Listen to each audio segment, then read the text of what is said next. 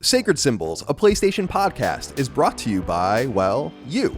If you want to learn how to support our show, go to patreon.com/laststandmedia.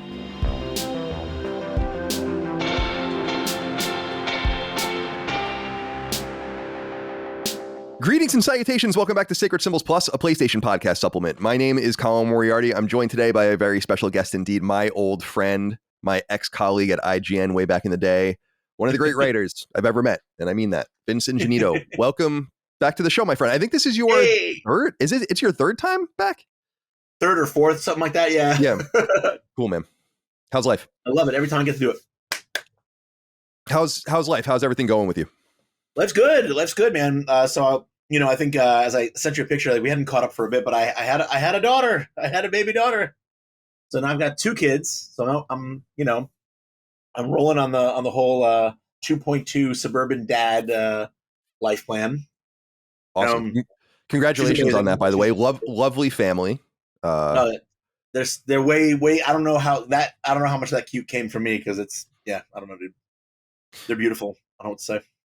Love the shirt. That Thank record. you. Love that record. Reminds me, I think Christmas 1995 is when I got that record. Yep. Which might be the same Christmas that you were messing around with a PlayStation 1 for the first time, actually. Right. Definitely. Yep. Well, Vince, it's good to have you on. For people that don't know you, Vince is an old buddy of mine. We met in San Francisco many years ago, and ultimately we ended up working at IGN together for a while. And I left, and he had stayed there for a while. He's not at IGN anymore. You're still doing some consultancy work, or is that? Yeah, I'm doing a little bit. So unfortunately, just like almost everyone else in the industry, I certainly felt the squeeze of the what is it now, 11,000 layoffs in the industry this year. So I've definitely felt the pinch of that because like my two like really stalwart clients who like, of course, like I'm gonna keep confidential here, but basically they some of them were affected by the layoffs, and in some cases like everyone that I was close with like kept their job, but like a lot of the times their teams or the kind of the infrastructure around them kind of crumbled, and so I haven't had as much work this year as the last couple. As it was just like a moderate, like I would do 5 or 6 engagements a year or something, make a few bucks, and just keep my toes in the industry. But this year, I think one. So like and that's mostly because the people who I was close with and who were sending me work pretty much had their departments, not if not completely eviscerated, just like down to bare bones. So unfortunately, I haven't been doing as much as I would like to. So I really appreciate this because the few times I get to come on the show and hang out ends up being very often the only toe I get to dip back in the business I love so much. So thanks, man.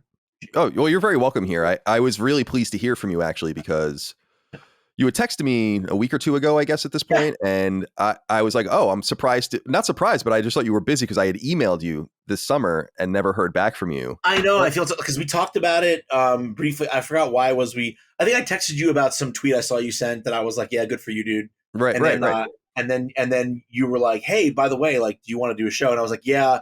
And then I just totally missed the email. Like, I know you said, yeah, we'll hook up. And then time went by, and I was like, oh, I guess he's been busy or whatever. And it turns out I'm the asshole because you emailed me. No, it's all good. I find this is what I find. I don't think you're quite like this, but because you're in the industry and you understand, is like there are some people that don't operate with email very much at all. And sure, if you email them, I even work with one or two of them. Like Chris is one of those people. Like if you email Chris Raygun, like he might not see it because for some reason he has 70,000 emails in his inbox and right. He gets 1,000 pieces of spam. And I'm very judicious about whenever I get a spam email, I unsubscribe. Or I block it. I send it to spam. I do all these things to keep it very truncated. So I don't get so mad about that. So don't worry about it. But I was really pleased to hear from you. And you came to me, Vince, with this idea that I thought was pretty good, kind of predicated on the celebration around Astro Bot right now. Yes. Before I get into the idea and kind of the idea that you had and what we're going to do today, when you messaged me, you hadn't yet beaten it? Or have you gotten any more chance? Because you're busy. You have a day job. You have kids. You're married. Yeah. So full-time job, 2 kids. Right. So I told you to do this episode. You will have to spoil it for yourself. Yes, and I absolutely spoiled it for myself because of the fact that like I don't see the world in which I get to sit down and give the game its due. Like I played like maybe 45 minutes of it.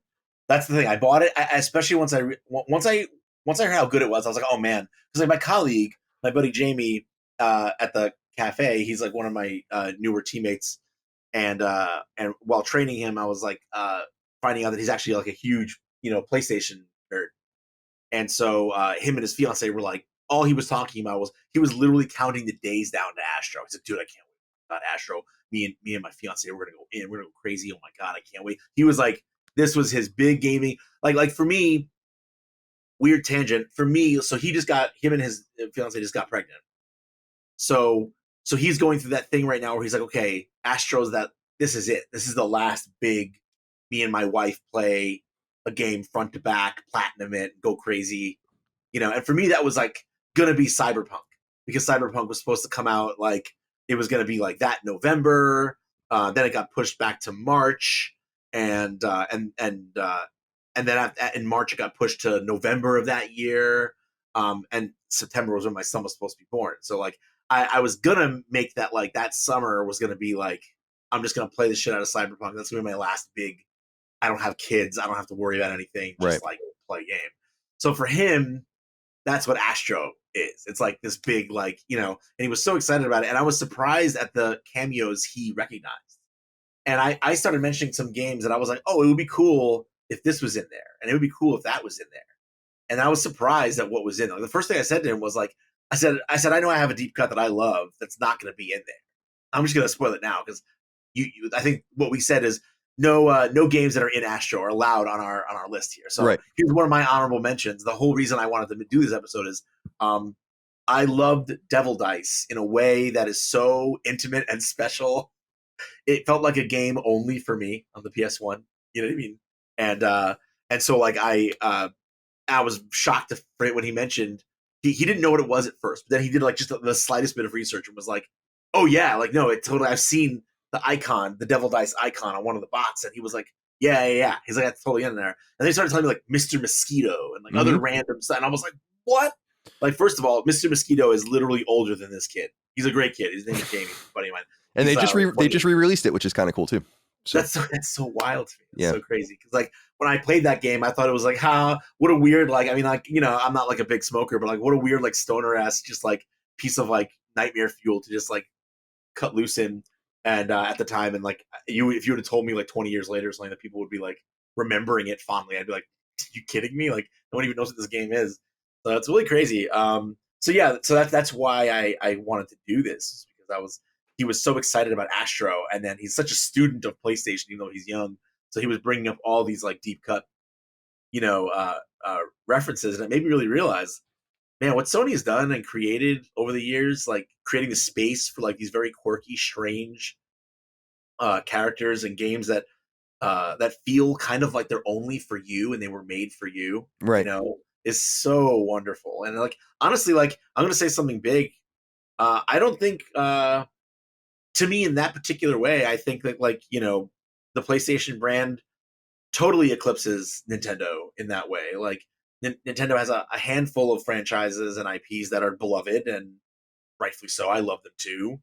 But they're for everyone, and they always feel like they're for everyone, but like, yeah, PlayStation history is just filled with characters and games that feel too weird and too specific to be for anyone but you, especially back in like 1995 when not everyone was on the internet yet. It really felt like you could have an experience that was like yours, and maybe one other kid at the local GameStop or local EB Games knew what that game was, and you guys bonded over it, and that was it. It was you and that other person. That's the only people in the universe, as far as you were concerned, that played that game. That was magical. Can't have that back, really. So. I agree, and it's one of the reasons why I wanted to do this episode with you when you pitched it, about this idea of kind of going through what might not be in the game, because so on Sacred Symbols Prime, Chris and Dustin are my co-hosts, and they're incredibly knowledgeable and players of games, but they're just little boys. They were both They were both born in 1993. Right. And they know games very deeply, but they weren't there, and so it's different.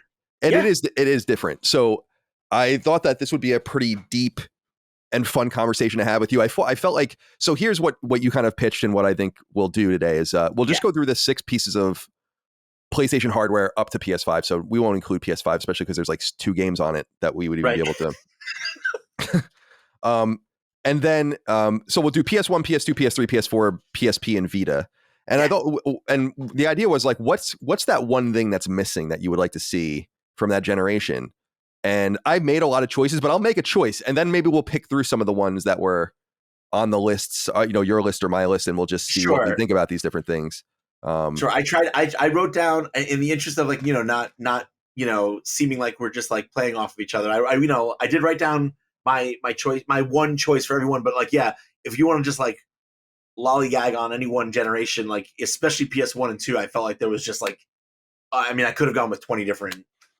Yeah, I tried to control myself with PS1, especially. Because there are a couple obvious ones, but then I was like, all right, how about a foreign one? How about a first party one? How about an obscure one? Right. And so on and so forth. Yeah. And then PS3, I have a lot of them on there too, because I think there's a lot of stuff before PS3 turns things around 2009, 2010. There's some random shit that comes to PS3, especially in that era. I'm curious to hear what you picked there, because that 3 was the hardest for me, because I'll be honest, like a lot of people don't know this. And like, it was a funny thing, the way things happened. What brought me back to, I was not really into, the PS3 was one of the first major consoles that I didn't buy at launch. I wasn't, it was, the price and yeah, you weren't rich. I couldn't afford that thing if I even wanted to. Yeah. So it was like, I didn't get it at launch. And I was really a pretty stalwart 360. I loved the 360. I was in love with the 360. I felt like the 360 was like the Super Nintendo of the 3D of the 3D graphics, generation. I was like, yep, this is the system. This is it. Like I felt that very strongly. And what brought me back to Sony was coming to San Francisco, and it was writing. Honestly, it was like writing alongside you and Greg, and then also like when I was writing for Total PlayStation for a while. That's right. Yeah, because you remember like News Corp spun off IGN, like sold them. So like I couldn't freelance with you guys for a while because like there was just like budget shit to figure out. Right. And so I was like, hey, who can I write for? And you're like, you showed me to Sam at Total PlayStation. And like that experience is what made me come fully. It was like when I was in the E3 keynote seeing The Last of Us revealed for the first time, that like I really like felt Sony and the PlayStation platform pulling me back in and feeling like, oh yeah, like this is my home, this is where I belong. So like that's a long way to say I feel a blank on a lot of PS3 stuff. I feel like a blank on a lot of PS3 stuff. Well, I think this will scratch some things for you when we go into it. And I also would say you didn't miss much. It's not like it was good or great. Some of it was good, but a lot of it wasn't.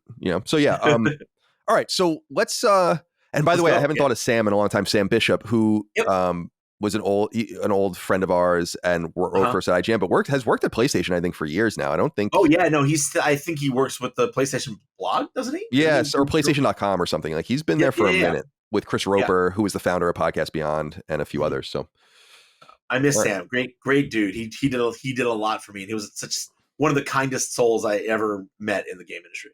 Yeah, he's good people, and he did a lot. Well, it's funny because he was kind of the you before you came along. Where he reviewed Demon Souls, for instance, for us, and like did a bunch of shit. We're like, we don't want to do this. Yeah, get the.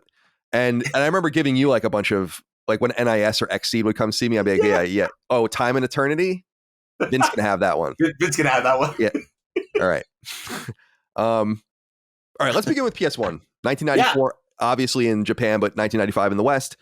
And by the way, I assume I had no interest in it price wise, but did you try to get into the queue to get any of this 30th anniversary stuff, like a controller or anything? No, like that? I haven't. Even though, like, I have to say, the 30th anniversary PS5 looks sexy. Yeah, it does. I got the controller from Walmart, so hopefully that will come. Hopefully they don't cancel that at some point. And then I did end up getting just the standard Pro from PlayStation Direct. What was sexiest in my opinion was the Portal.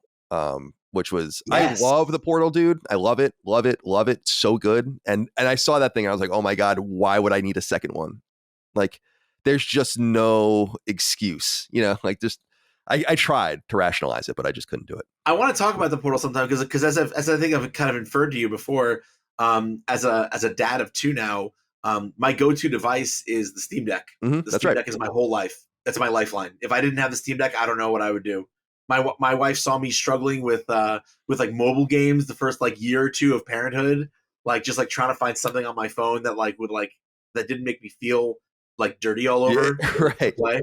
You know what I mean? That didn't make me feel like I was like, rolling around in the mud in the endless race to the bottom that is mobile games. Understood. So it was just awful. And then eventually my wife was like, surprised me and got me a Steam Deck. And then now she loved it so much that we got an OLED. We got the new OLED for me. And then she took over mine. So now like we're a Steam Deck family. That's how she and I game either solo or together. That's how we find the time. Like cool, she'll man. be upstairs in the bedroom with the baby. I'll be downstairs, with the toddler and, whatever. That's how we do it. So like, I've been wondering about the Portal because you can stream PlayStation games to the deck. There's software just for that works pretty well, but I haven't messed with it, and it's not great at integrating all the touch and like force feedback features. Right. So like I was like, oh man, especially because that was my plan. I was gonna get it working so I can play through all of Astro on the deck, but because I couldn't get all the alternative like control stuff working, I was like, it's not going to be the right experience. So like, yeah, I'm curious. Well, sometime I want to pick your brain about how you like the Portal because I'm definitely thinking about it. Oh yeah, dude. I've said, sacred listeners know, it's like this thing I say all the time. It has no business being as good as it is. Like it's actually surprising how well it works locally. There are some people that swear up and down that you can play this thing like across the country and it works. I haven't tried that yet, but locally for me, like I have 2 PS5s, one in my loft and one in the living room. So when I'm in the living room using my PS5 to watch football on Sundays or whatever with Sunday Ticket, I just have like an Ethernet connected PS5 upstairs, and I just run all the games off of that to the and it works. It really works great. Yeah, we'll talk about that because I think a lot of people are like, this thing's fucking stupid, and I'm like, I think before you got your hands on it, I would understand why you think that. I'm telling you, it's really, really great. And it's fun, man, to think about how the Steam Deck has been so influential in terms of like Switch's dominance is not what's convinced Xbox and PlayStation to return to handhelds. It's the Steam Deck. And that's what's so interesting about it, because I think in their minds, like, anyone can make some fucking cheap, handheld, but that's not where we really are anymore. Like an underpowered handheld. Even the new Switch is going to be less powerful than the PS5. But I think the Steam Deck was like, oh, we can actually make a portable PS5 if we put our minds to it, and if you're willing to pay for it. And the deck is at least a portable PS4, like right. At least on paper. It's like, I would say most games that I can play on the PS4 run just as well, if not better, very often on the deck. PS5, more like up-to-date games. It depends on the game. Like sometimes I can tweak the settings and play around with it and get it running very serviceably. But like, that's the thing, is like it plays a lot of AAA games, but it also gives me access to a cadre of mid-range and independent games from the Steam library that, it basically, my friends and I have joked that it's like for me, the way I use it, it's like a Super Vita.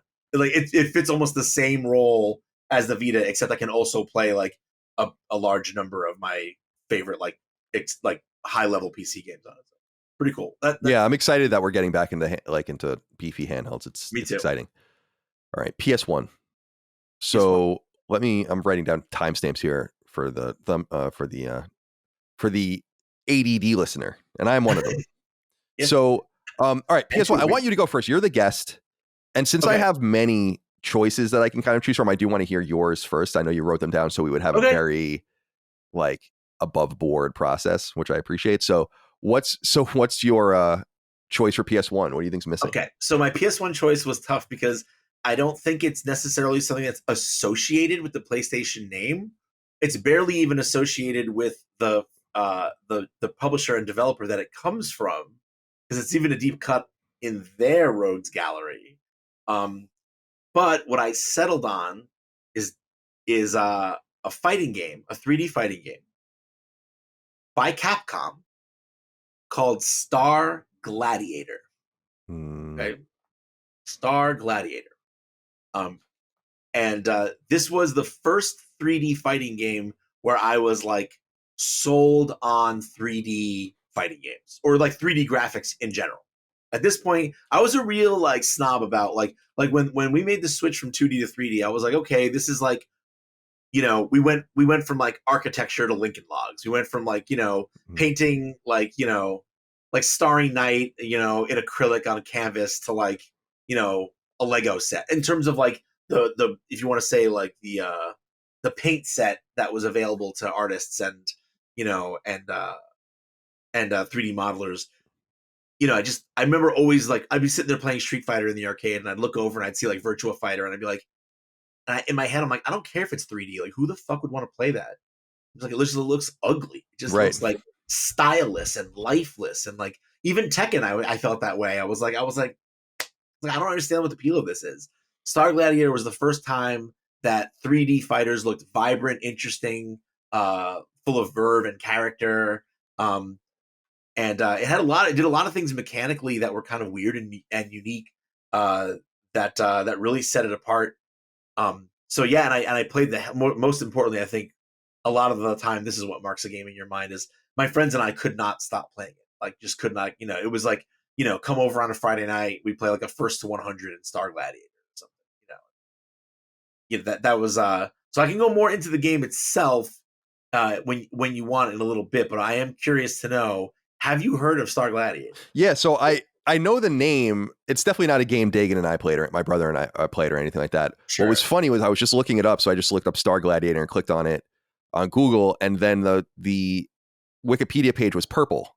So I must have clicked on it recently. Is it in one of the Capcom collections that's coming? So its sequel, Plasma Sword, okay, was recently announced as being in the forthcoming second volume of the like, you know how they just released Capcom just like a week ago, just last week released this is why I got in touch with you via email, by the way, to talk about these games, so we should definitely do this later, you know. Yeah. So the first volume just came out. The second volume, which they announced before the first volume even came out, has Plasma Sword. The sequel, which was only on Dreamcast, which I didn't like very much. I loved the Dreamcast. I was so excited the sequel to my favorite PS1 era fighting game was coming out on the Dreamcast, and then it was just kind of not that great. But one stands the test. Also, one is special to me because, and this is why, like, when we get into the wider discussion of PlayStation, so one came to me in a very unique kind of way. I think I might have mentioned to you before, maybe even mentioned on the show before, that during this era, like the Saturn and PS1 era, I had a hookup at my local EB Games. I'm not gonna say his name, even though I'm sure it's fine. Like, but whatever. His name is Joe. Like, whatever. I'm just gonna say Joe. I doubt the feds are after him. But yeah, no, he would loan out. He would sign out games. He'd rip them, and then he had this whole local business where he would just like he would mod people's PlayStations. He'd mod their Saturns. You know what I mean? And then he'd sell you these like ripped versions of games, and he would get like all kinds of stuff, like not just local stuff. He would get like international stuff. So I mean, like literally, he would just like do bundles. He'd be like, "Hey man, we're doing to celebrate the start of fall. Where I'm doing like a 10 for 10, like 10 games for $10." He'd be like, "I got some cool shit, some weird Japanese shit. Here's some this weird stuff," and he'd be like, "What do you think?" And I'd be like, there would be like 1 or 2 games that I actually wanted to play that I was like, "Oh man, okay, nice. You got the import of that. Yeah. I want that. Because I don't know when that's coming to America. Like, yeah." But then like the rest of the stuff would be like random nonsense, and he'd be like, "Yeah, dude, it's so fucking weird. Like I smoked and then I played it and like I don't know, like you turn into a monkey, but then you're also like a universe or something. And dude, it's crazy." And I'd be like, "Yeah, sure. What the fuck? Just yeah, sure. Throw it in there." You know what I mean? So during this period of time, I'm broke. I'm a broke high schooler, but like I'm getting games on the PlayStation for like $1. You know what I mean? And so like I'm trying everything. I'm trying just everything. Every weird piece. And he would like, roll by my house. He'd honk the horn. I'd come outside. He'd like lean out the car window with like literally a little paper bag, like, that had just like, a stack of like stuff. sleeves and CDs in it. And like, and that's how I found Star Gladiator. I never would have known what it was. I never would have heard of it. He mentioned, yeah, it's by Capcom, man. So it's legit. It's a good fighting game. This is Capcom. So he's like, I was like, dude, I've never heard of this. He's like, dude, I'm telling you, it's sick. And I was like, all right, sure. Capcom. Yeah, sure, I'll try it. And it became the fighting game that I played probably more than any other fighting game during the PS1 era. Yeah, actually, yeah, it's Suno directed it. He just announced that he was retiring, right? So that's interesting. Maybe that was why I clicked on it. I'm always interested when I go back because I'm always reading just random shit about games, and then I see that I've already clicked on this at some point, and I'm like, okay, I don't remember that. Okay, that's a nice selection, and yeah, we should definitely do that fighting game. We'll leave the deep fighting game discussion for a conversation about fighting games because I do have a lot of things to talk about. Again, that's why I reached out this summer because I was so impressed by how many games were coming out, especially from Capcom, but just a lot of the revisiting of the old stuff that PS1, well, arcade, PS1, Dreamcast kind of sweet spot. Second golden age is here. Yeah. A second golden age of fighting games is here. And it's exciting, man. All right. Here are some of the things that I wrote down for PS1. I guess if I had to choose just one, it would be one of the obvious ones, I guess, because there are two that I think that are missing that are really obvious. And the first one is Twisted Metal. I can't believe there isn't I thought about Twisted Metal, but I was like, it's not a deep cut. It's just like, there has to be a license. I mean, like, Jaffe, you can probably ask him. Like, there has to be there's got to be some legal reason, right? Like, there has to be. I don't think there's a legal reason. I was wondering if the reason was that they don't really like Jaffe. Right. I mean, obviously, like he doesn't, not that he's an unaffable guy, but he doesn't give a shit about top brass or saying the right thing. No, he's definitely like off the reservation with them. Yeah, right, absolutely. But I think but I don't think it's that because the NBC show is or the Peacock show is so popular and one of Peacock's biggest shows ever. So they wouldn't. Right. I don't know. I thought that was weird. So it would probably be that, and I thought this was weird too, and it might again because they don't like, in this case, John Garvin, but Syphon Filter is not in there, right? Which I thought was now. Deacon St. John's in there, and that is another John Garvin character. So I don't know if it's, again, that would be the reason, but I thought those were very conspicuous. And what I would say is almost certainly going to be in some sort of expansion if they do. They're going to do more bots. They've already said that. So I'd be surprised if there wasn't a Sweet Tooth bot and a Gabe Logan bot at some point. There has to be at some point. There just has to be. Like, it's weird that there's Mr. Mosquito. That's got to be the bar, right? That's got to be the bar. Are they more famous in PlayStation lore than Mr. Mosquito? Right, exactly. And if so, then where the fuck are they?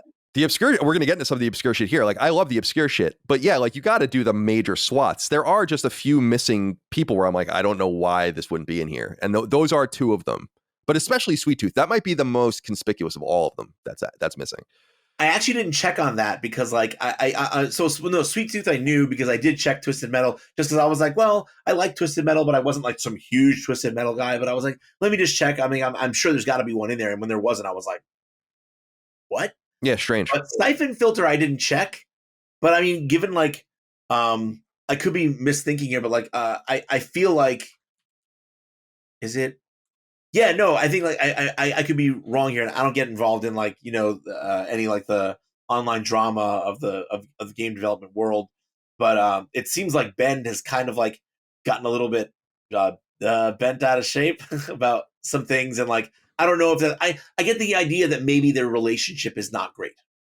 Yeah, it seems there's a lot of lost. There's no lost, love lost between. Right, exactly. So I feel like that's probably maybe has something to do with it. Who knows? All right. This one I thought was interesting just because I'm such a stan for the company that made it, but I love Media Vision. Wild Arms is obviously in there, and that's one of my favorite games of all time, which was great to see. But what about the Japanese launch game Crime Crackers, which I think is based on an anime and is, I think, the first, or if not one of the first it must be the first person shooter on PS1 because it is a Japanese launch game, unless there was a second one in Japan at that time. You have totally stumped me. I do not know this game. Oh, okay. Here, I will. I can't believe that I've literally never heard of it. Do you see the chat here? Yeah. I've just put the Wikipedia page in there for you. So Media Vision, of course, is the studio that made. It had a second party relationship with Sony forever, made the Wild Arms games, and then went on to make the kind of very popular Square Enix published Chaos Rings mobile games, and then those I remember. And more recent time, they've kind of been on Valkyria Chronicles duty with Sega, and I think that's kind of what they've been doing. But so I love Media Vision, and Wild Arms is one of my very favorite games. But Crime Crackers is their first game. Both Crime Crackers and Crime Crackers 2, which came out in '97, never got localized, and they've always been these really intriguing games to me. I've watched the long plays of them and shit like that on YouTube. Oh, this looks dope, dude. And yeah, it's pretty cool. And the only reason I don't say this to be like, oh, look at the fucking nerdy weeb. It's just like, this is the level of obscurity they actually are dealing with some of the games that they are putting on there. And and it's worth noting, Vince, that there are a few games in Astro Bot where I'm like, I have no idea what this is. Yeah, because a couple of the games have never been released here. There was that one. Right. I don't know what it was called. It's like an everyday life sort of game that came to PS1 like late in the generation. Like one of the characters in Astro Bot celebrates the game. I'm like, I have no idea what that is. You know, so God, I feel like I can kind of remember. So yeah, Crime Crackers is one that I came up with, and then how about all right? So first party, like, and you'll definitely know these. Psygnosis was Sony's first party team. They made a flight combat simulator shooter called G-Police. Mm-hmm. That came out in 1997. They seem to have a lot of love for Psygnosis with the Wipeout stuff in the game. So I don't know if that's maybe why they didn't want to do that, but that was another one. That's much more well known. I mean, Wipeout, I think definitely has to be you consider synonymous with PlayStation.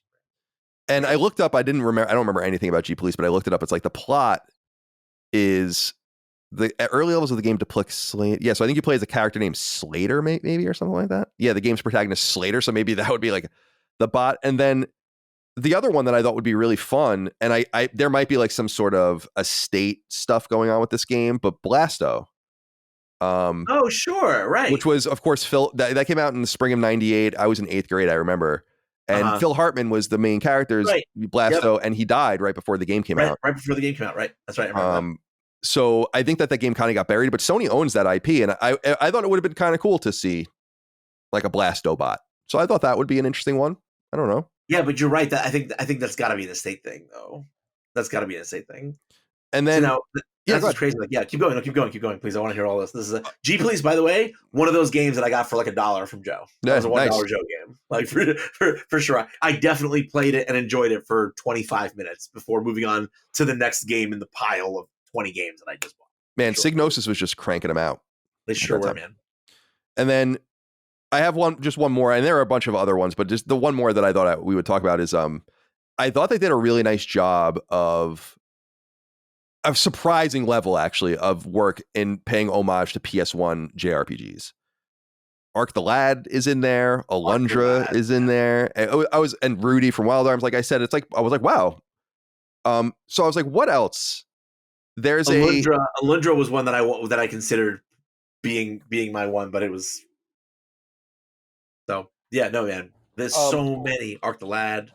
Right. Exactly. So it's Arc the Lad. I was surprised. They've kind of showed a little bit of love to Arc the Lad, like by releasing the PS1 games again, and so on and so forth during the PS3 era, like PS Classics and all that. So that's kind of cool that they've kept up with that. But anyway, there's a Japanese developer that doesn't exist anymore and hasn't existed for 25 years or so. And I'm sure you know them. They're called Quintet. Mm-hmm. And they were later known as Shade. And their first game was ActRaiser, which is like one of my very favorite games. I love that game. But they did Soul Blazer, which was an early SNES role-playing game. Yep, a kind of spiritual successor / sequel to ActRaiser, right? And then Illusion of Gaia, Robotrek.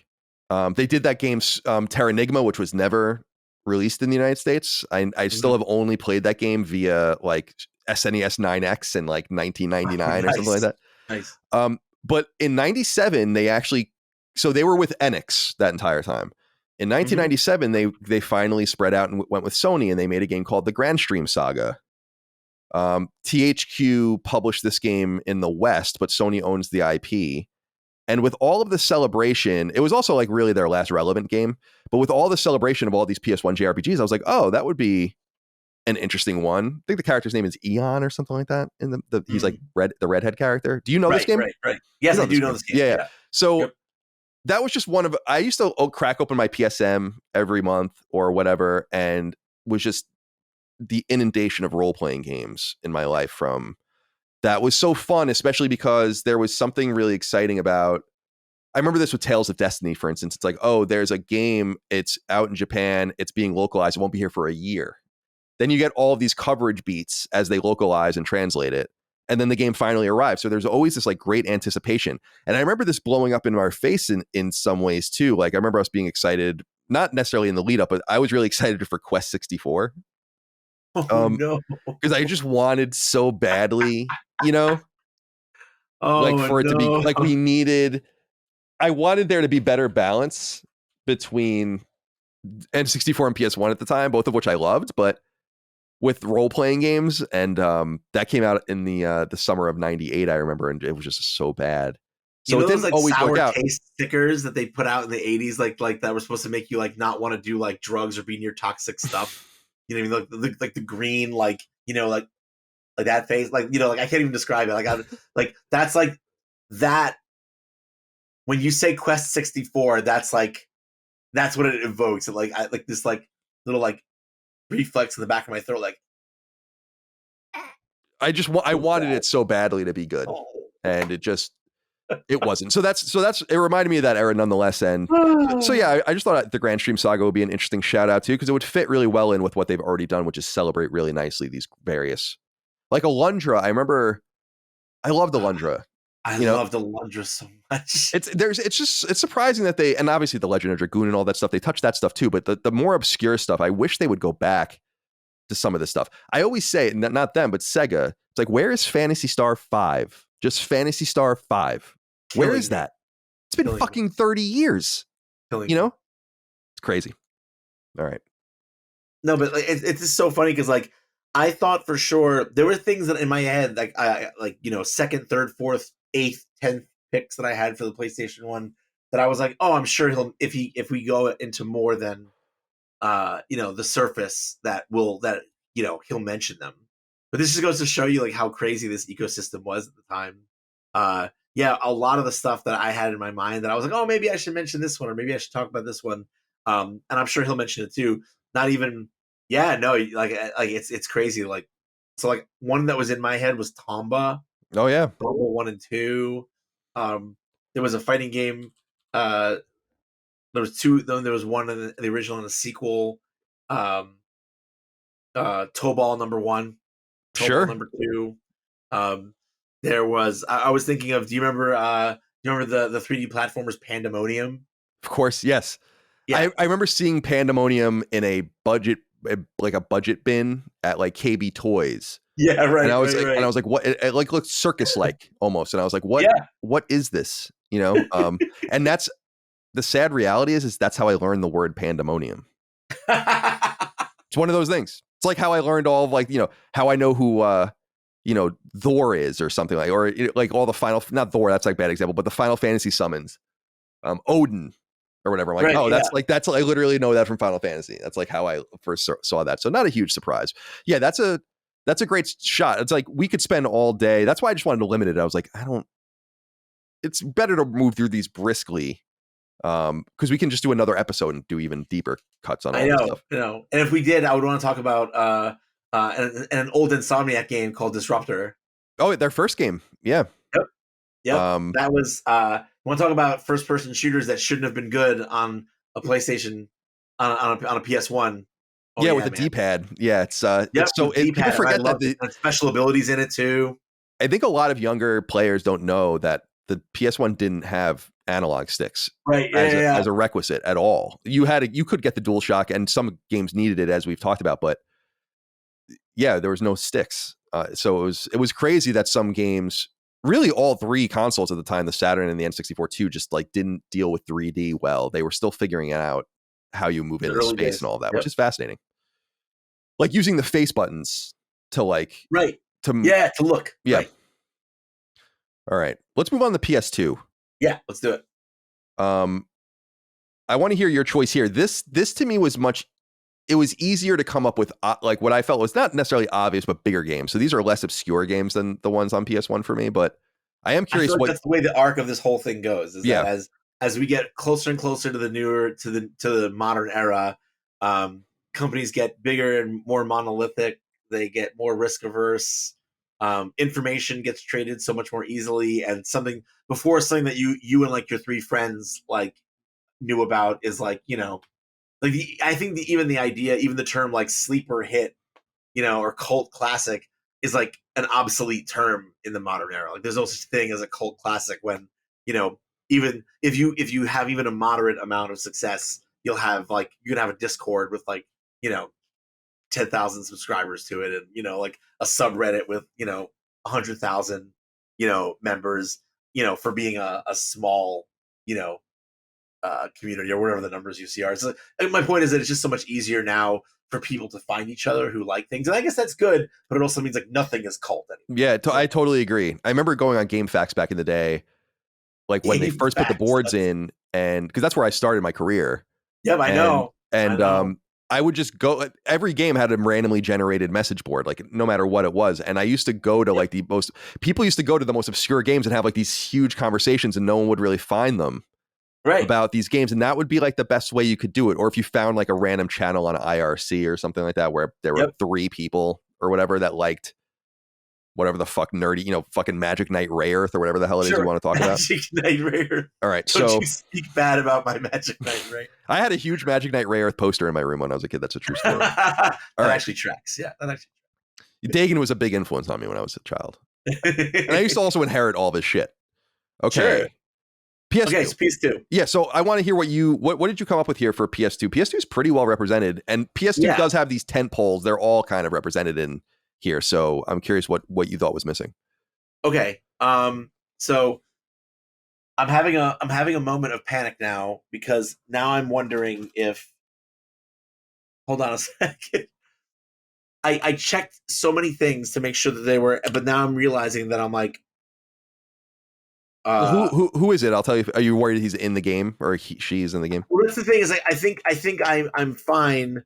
I want to just double check that that list we were using. I'm having trouble finding it. So okay, I think I'm fine. So I'm just gonna say, for me, and I don't even know how much of a deep cut it is, but to me, it's like the game that I have the most. Like, there were so many games I could have picked for all of these, but I felt like the most fun to do would be the ones that I had the most intimate relationship with, that like I played the most, that I have like the most passion and fire for. And I think like of all the games that were not in there for the PS2, that lit a fire in my brain. It was the very first big notable game by Harmonix. It was Frequency. Yeah, I don't think Frequency's in there. The same gentleman who would go on to set the world on fire with Guitar Hero and Rock Band.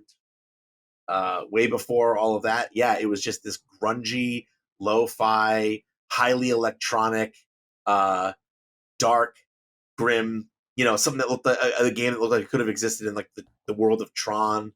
It was like Tempest with like more icons, yeah, so it was a rhythm action game. If you haven't played Frequency, do you know Frequency? I'm not sure. I know Frequency and Amplitude, of course, as well. Yeah, of course. Amplitude a couple years later. Yeah, Amplitude was like much more, quote unquote, like what we say like in the theater world. It was what we call like well made theater. It was like cleaner and brighter and a little bit less challenging, and with a soundtrack that was like a little more palatable to like mainstream audiences. And like, but Frequency was faster, harder, with a lot of obscure, a lot more obscure acts or like weird mashups, remixes by in-house musicians who maybe had their own like EDM band on the side, but like like bands like Computer Controller, for instance, or the Symbion Project, that were really just like Harmonix employees, like side gigs, just so like music you weren't going to hear anywhere else, and then versions of like known songs that you weren't going to hear anywhere else, and it all just felt grimy and dirty and raw and kind of dangerous in its weird way, and yeah, all of it wrapped in this kind of like rotating, almost Tempest-esque notescape that just scrolled endlessly forward.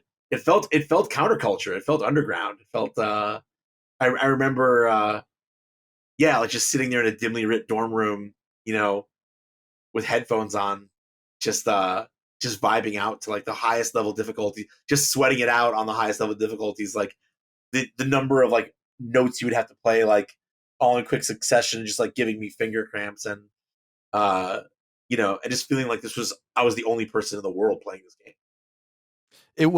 It's funny, man. I think about this a lot actually when I think about Harmonix, is how Sony was in bed with them first.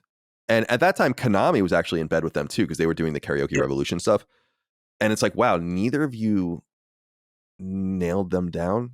I like not in buying them, but just getting them right. Yeah, getting like make more things, because I think it's understated like how crazy Harmonix actually was, where they go on to make, so they have this great idea like music rhythm stuff with frequency and amplitude, and then obviously the karaoke stuff, and then they just do Guitar Hero in 2005, and then Rock Band in 2007, and then Dance Central in 2010. It's like, this was one of the biggest studios in the world at the time. And I know it was a one trick pony for people, and it kind of the whole movement fell apart, but they were the progenitors of all of this stuff. It's not to say that there weren't obscure, Konami, especially as a publisher, was really involved with DDR and all that kind of stuff, in arcade rhythm and all of that. It's not to say that wasn't, and you could play the really complicated drum machines in the arcade and stuff, but there was something really special and interesting about them. And they were in Boston, which I really like too, because other than Levine, there's like no one there that makes it's just games. kind of a wasteland for some weird reason. Yeah. So there's like an interesting energy there. I always felt bad for them in some sense that, I mean, those guys made a lot of money, and obviously Epic bought them, so they made a lot of money again. But sure, it's just strange how people kind of didn't realize. It's like what happened with Demon Souls and From Software and Sony. It's like, why didn't you? Dark Souls could have been yours. You just didn't get it. And I look at this stuff where I'm like, yeah, there was a major missed opportunities here. But shout out to, MTV Games was the one that I guess came in after Guitar Hero came out and put out Rock Band, right? And that doesn't exist anymore. And Guitar Hero obviously is Activision, but yeah, they had a lot of different partners, and I didn't play that game Fuser. I don't think I've played anything that they put out since Rock Band 4 maybe, or something like that. They did an Amplitude like reboot, I think, kind of like thing on, I think they did. Oh yeah, here it is. I have it here. 2016 on PS4. Yeah, on the PS4. Yeah. And I remember, like, I distinctly remember, this was when I was still at IGN. I had my apartment in Walnut Creek, and I remember like sitting in bed with like, with my wife and then girlfriend, and just like, starting to play it, and I had my headphones on. And I remember like thinking to myself, like, this is cool, I like this, but like none of the music was pulling me in. None of it made me feel the way I felt like back in college with the original Frequency, where it just felt, like I said, just raw, just like, like the difference between a small intimate venue, where that everyone's just playing for the bartender and the 5 fans that are there, and it just feels magical. You know what I mean? Like, yeah, I guess like you can never go back to that, right? No, you can never go back. And so, yeah, so for me, it's definitely that. But also the thing about the thing that's interesting about those games is that like there's other games like them, right? I mean, like there's other rhythm action games. There's other, like you said, Konami was doing their thing. And then there was like, you want to talk about other deep cuts on the PS2? There's Guitaru Man, I'm like, there's there's Taiko Drum Master. There's all these, there's a lot of other fish in that pond. But it really was the fact that it was at least 50% music made by people at this studio who had no other outlet for their music, who were like all trying to get a gig, like some local gig, and get played somewhere. And they didn't have anywhere to go to share their music with people. So they made this game to share it. And I feel like that's a very, none of the other music games can claim that. None of the other music rhythm games have music in them that was created by real life struggling musicians who just wanted to get their shit discovered. And they're like, we'll make a game. Yeah, we'll it's cool. It showcases all of it, like along with some other stuff, other licensed, more popular stuff. But and there's still like, there's remixes, there's versions of songs and songs by artists in that game that like they still ring in my head, but I can't find those versions of those songs anymore. Like I can't find them. It's interesting. Like, there was a DJ Qbert song in there that I still think about and still like sing parts of it in my head, but I can't ever find it anywhere, no matter where I look for it. Like, but anyway, what about you? PS2. Well, I ended up narrowing my list of 4 games for PS2. The one that I would definitely choose, like my one, would be the Getaway. Okay, yeah. I really like the Getaway a lot. I have a very fond memory of it because it was one of the first guides I ever wrote for IGN back in the day when I was 18. Team Soho, which was like kind of an internal team at London studio, RIP in peace to both of them because they're gone now. And the Getaway was I think the Getaway was misserved because I think a lot of people wanted it to be Grand Theft Auto, but it wasn't. Yes, absolutely, it was misserved. It was mismarketed. Absolutely. Because so GTA 3 comes to PS2 fall 2001, as you know, and it kind of sets this precedent. And so everything that looks like it could be GTA and has crime and grit, it has to be GTA. And I think so when people played the Getaway in 2002, they were disappointed because it was linear and it would kind of bring you from point A to point B, and then it would have all the crime drama. It was much more about the drama and kind of the gunfighting and all of that than GTA was about its own thing. And obviously GTA is I think a better overall game, but I always like the Getaway. You play as two different characters. You play as like the criminal and the cop, Mark Hamill, Frank Carter. So those could probably be the two bots in there. And this is, I've said this many times, but because you'd be like, oh, they should make another Colony Wars game or something. And it's like, no, like out of the few defunct franchises that Sony actually owns, it's like, this is one where I'm like, how have you never taken advantage of this series? And they made two of them. The third one was supposed to be for PS3. It got canceled. We did see it at E3 that year. It was like 2007 or something, but they got rid of it. And the team was disbanded. But this is if you were to say like go back and five dormant PlayStation franchises like that really could be revisited and made big today with like a new game. I'm like, this is one of them for sure. But this is like a Sony game before Sony was doing Sony games. High budget. That's true. When you think about it, it was a highly cinematic. Yeah, really cinematic, like really good voice acting. It was like a Guy Ritchie film. I mean, it was definitely like the Lock, Stock era. And to me, that should have been the marketing angle. Right. When I tried to sell it to people in stores, like when I was at Electronics Boutique at the time, I was like, that was definitely it. People would be like, it's like Grand Theft Auto, right? And I was like, not really. I always try to like sell against that expectation because I knew, and I saw it with my own eyes. I had tons of people return the game because they said it wasn't as good as Grand Theft Auto. You know what I mean? So I was always trying to sell around that. And then to me, that was the line, right? It's a Guy Ritchie. It's a Guy Ritchie movie in a game. And it's crazy because Lock, Stock's a little older, but Snatch was pretty big around this time. So you really could have. It was. Yeah, you really could have. And those movies are fucking sick. I love those movies. Yeah. And that really did feel like a logical continuity there. So the Getaway, it would have been cool to see them tip the cap to that series, to that, not even the series, because the second game, what was it called, like Black Friday or whatever, no one really cared about it. But the first one, yeah, I really liked that game a lot. And then the other three that I wrote down, you were talking about Tobal before, which I thought was funny, and I wanted to save this because that the developer that made Tobal was Dream Factory. They worked with Squaresoft at that time pretty heavily because they did Urge's God Bless the Ring. A game they did early on PS2 that you might remember is The Bouncer. Yes. And I like The Bouncer. It's funny, man. I have really fond memories of PlayStation 2 launch era. The Bouncer came out that next spring, but so like 2001, like March 2001. But it was definitely the game that people were looking forward to that was one of those games. It wasn't like a launch game. It was like a launch window almost kind of game where everyone was like, they saw screenshots of that game and they were like, I want the PS2 because The Bouncer looks ridiculous. Totally.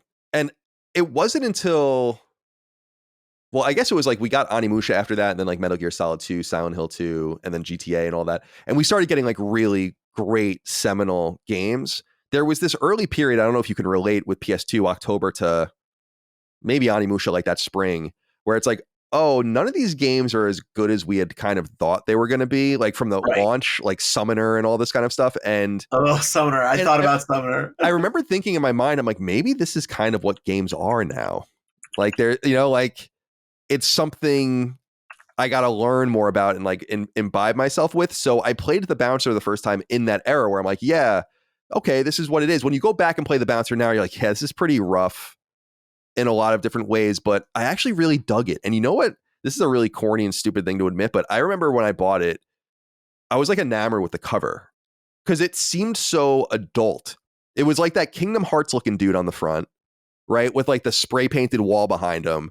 And then it had the Bouncer logo and there's all this little text around it. And it just felt, it's like, we're so used to getting jewel cases. Now we're getting DVD cases. These things are really, like there's just so much. It felt older and more adult, and the game felt more sophisticated, and I don't know. So I have a very fond. I was very fond about the bouncer when I was younger, and it was the only Dream Factory game I really liked because Tobal was not really for me, and Urgies was not really for me either. So yeah. So shout out to the funny bouncer. thing, I just because like I can only vaguely in my head remember like the cover art of the bouncer, and I look it up and I'm like, yeah, no, this is like, you know, Kingdom Hearts, like the the kid who loved Kingdom Hearts, like, but like when he turned like 16, you know, like if Sora had taken like, you know, fallen in with the wrong crowd, Right, like that's exactly right. Like you could, it's funny, dyed his man. hair You look black. at it and you're like, yes, you Yeah. can see the art style developing of what would become, definitely become Kingdom Hearts and Final Fantasy X to a degree too. Both of Yeah, these games in absolutely. development behind the scenes at this time, but like you can see, this is the first formation of it. People should really go look at the bouncer if you've not seen it. And also really funny, right underneath this, and I'm sure you'll love this because like we all have games that we love that people feel this way about.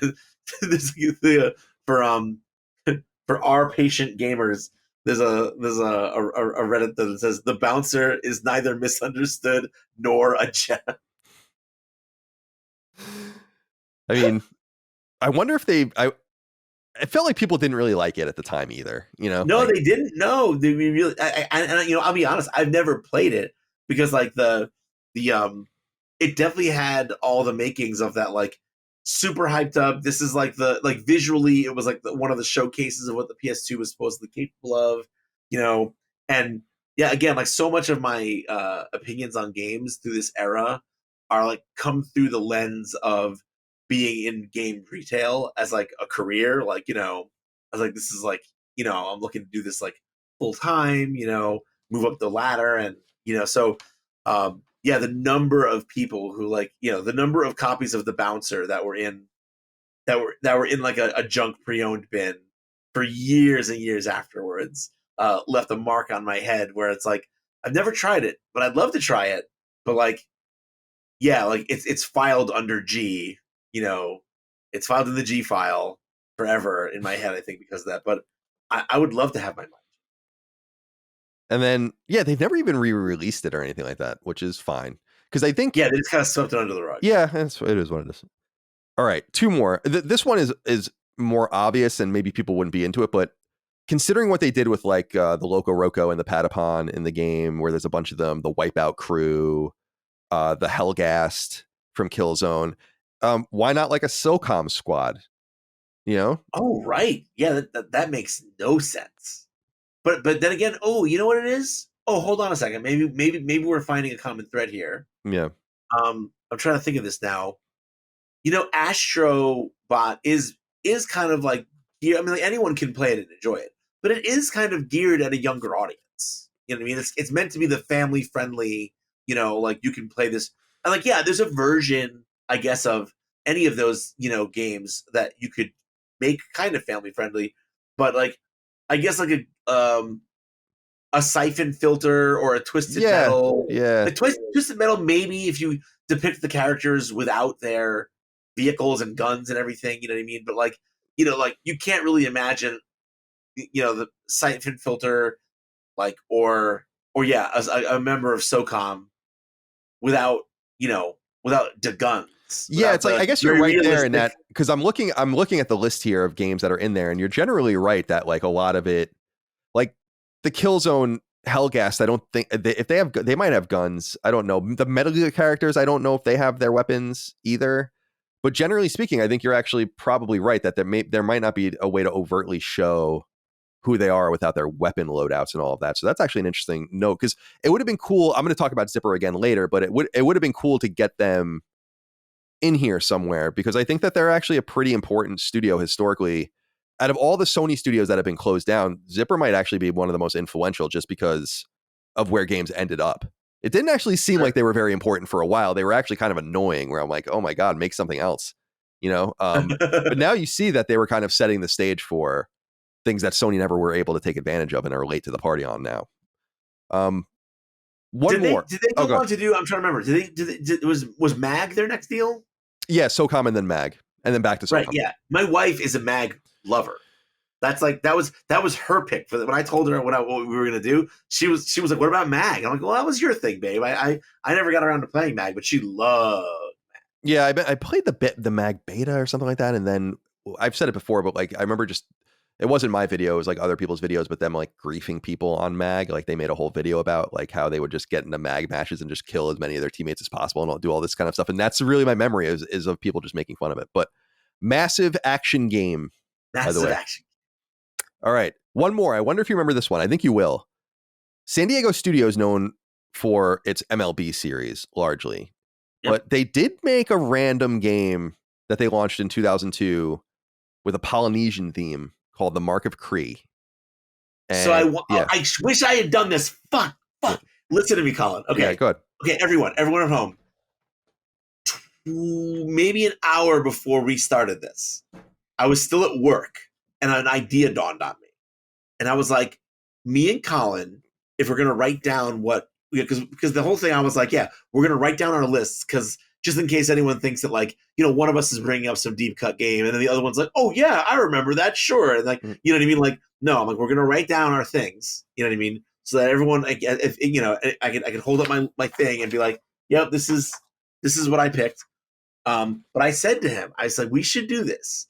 We should also write down one or any, a game that we think the other person is going to pick. Yeah, that's too difficult for me. And he was like, no, that's too crazy for me. I can't do that. And I was like, all right, fine, no worries. But if we had done it, I know there's no way I can prove this now. 1,000%, I had you down for Mark of Kri for PS2. Yeah, I believe you. I mean, it is. There are so many games on PlayStation that I think are related to PlayStation and on PS2, obviously, and a lot of them are big beats. Like we were saying earlier, it's like Sly, Ratchet, Jack and Daxter. Like obviously, all of these things are going to be taken into account, and then you do have a lot of, especially on PS1 as well, a lot of third-party platformers and like would-be mascots.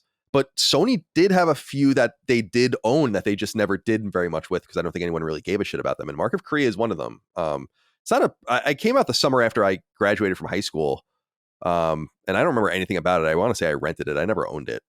But I think the Mark of Kri is actually like Kri is not the character. I think that like the Mark of Kri is like some sort of thing that happens to the character in the game. And then like, so, and I do like the Polynesian theme. It would be kind of interesting. And the San Diego Studio is kind of the combat was just ridiculous. I just feel like San Diego has kind of been, they did a few other things. They did Kill Strain back in the, which was like their MOBA that kind of died on the Vine. But otherwise, I thought that was kind of, shout out to San Diego Studio. I mean, MLB The Show is an essential product, of course, but they did do more than that at one time. So no, Mark of Kri was that punched way above its weight. At the time, it was an absolute out of nowhere surprise hit.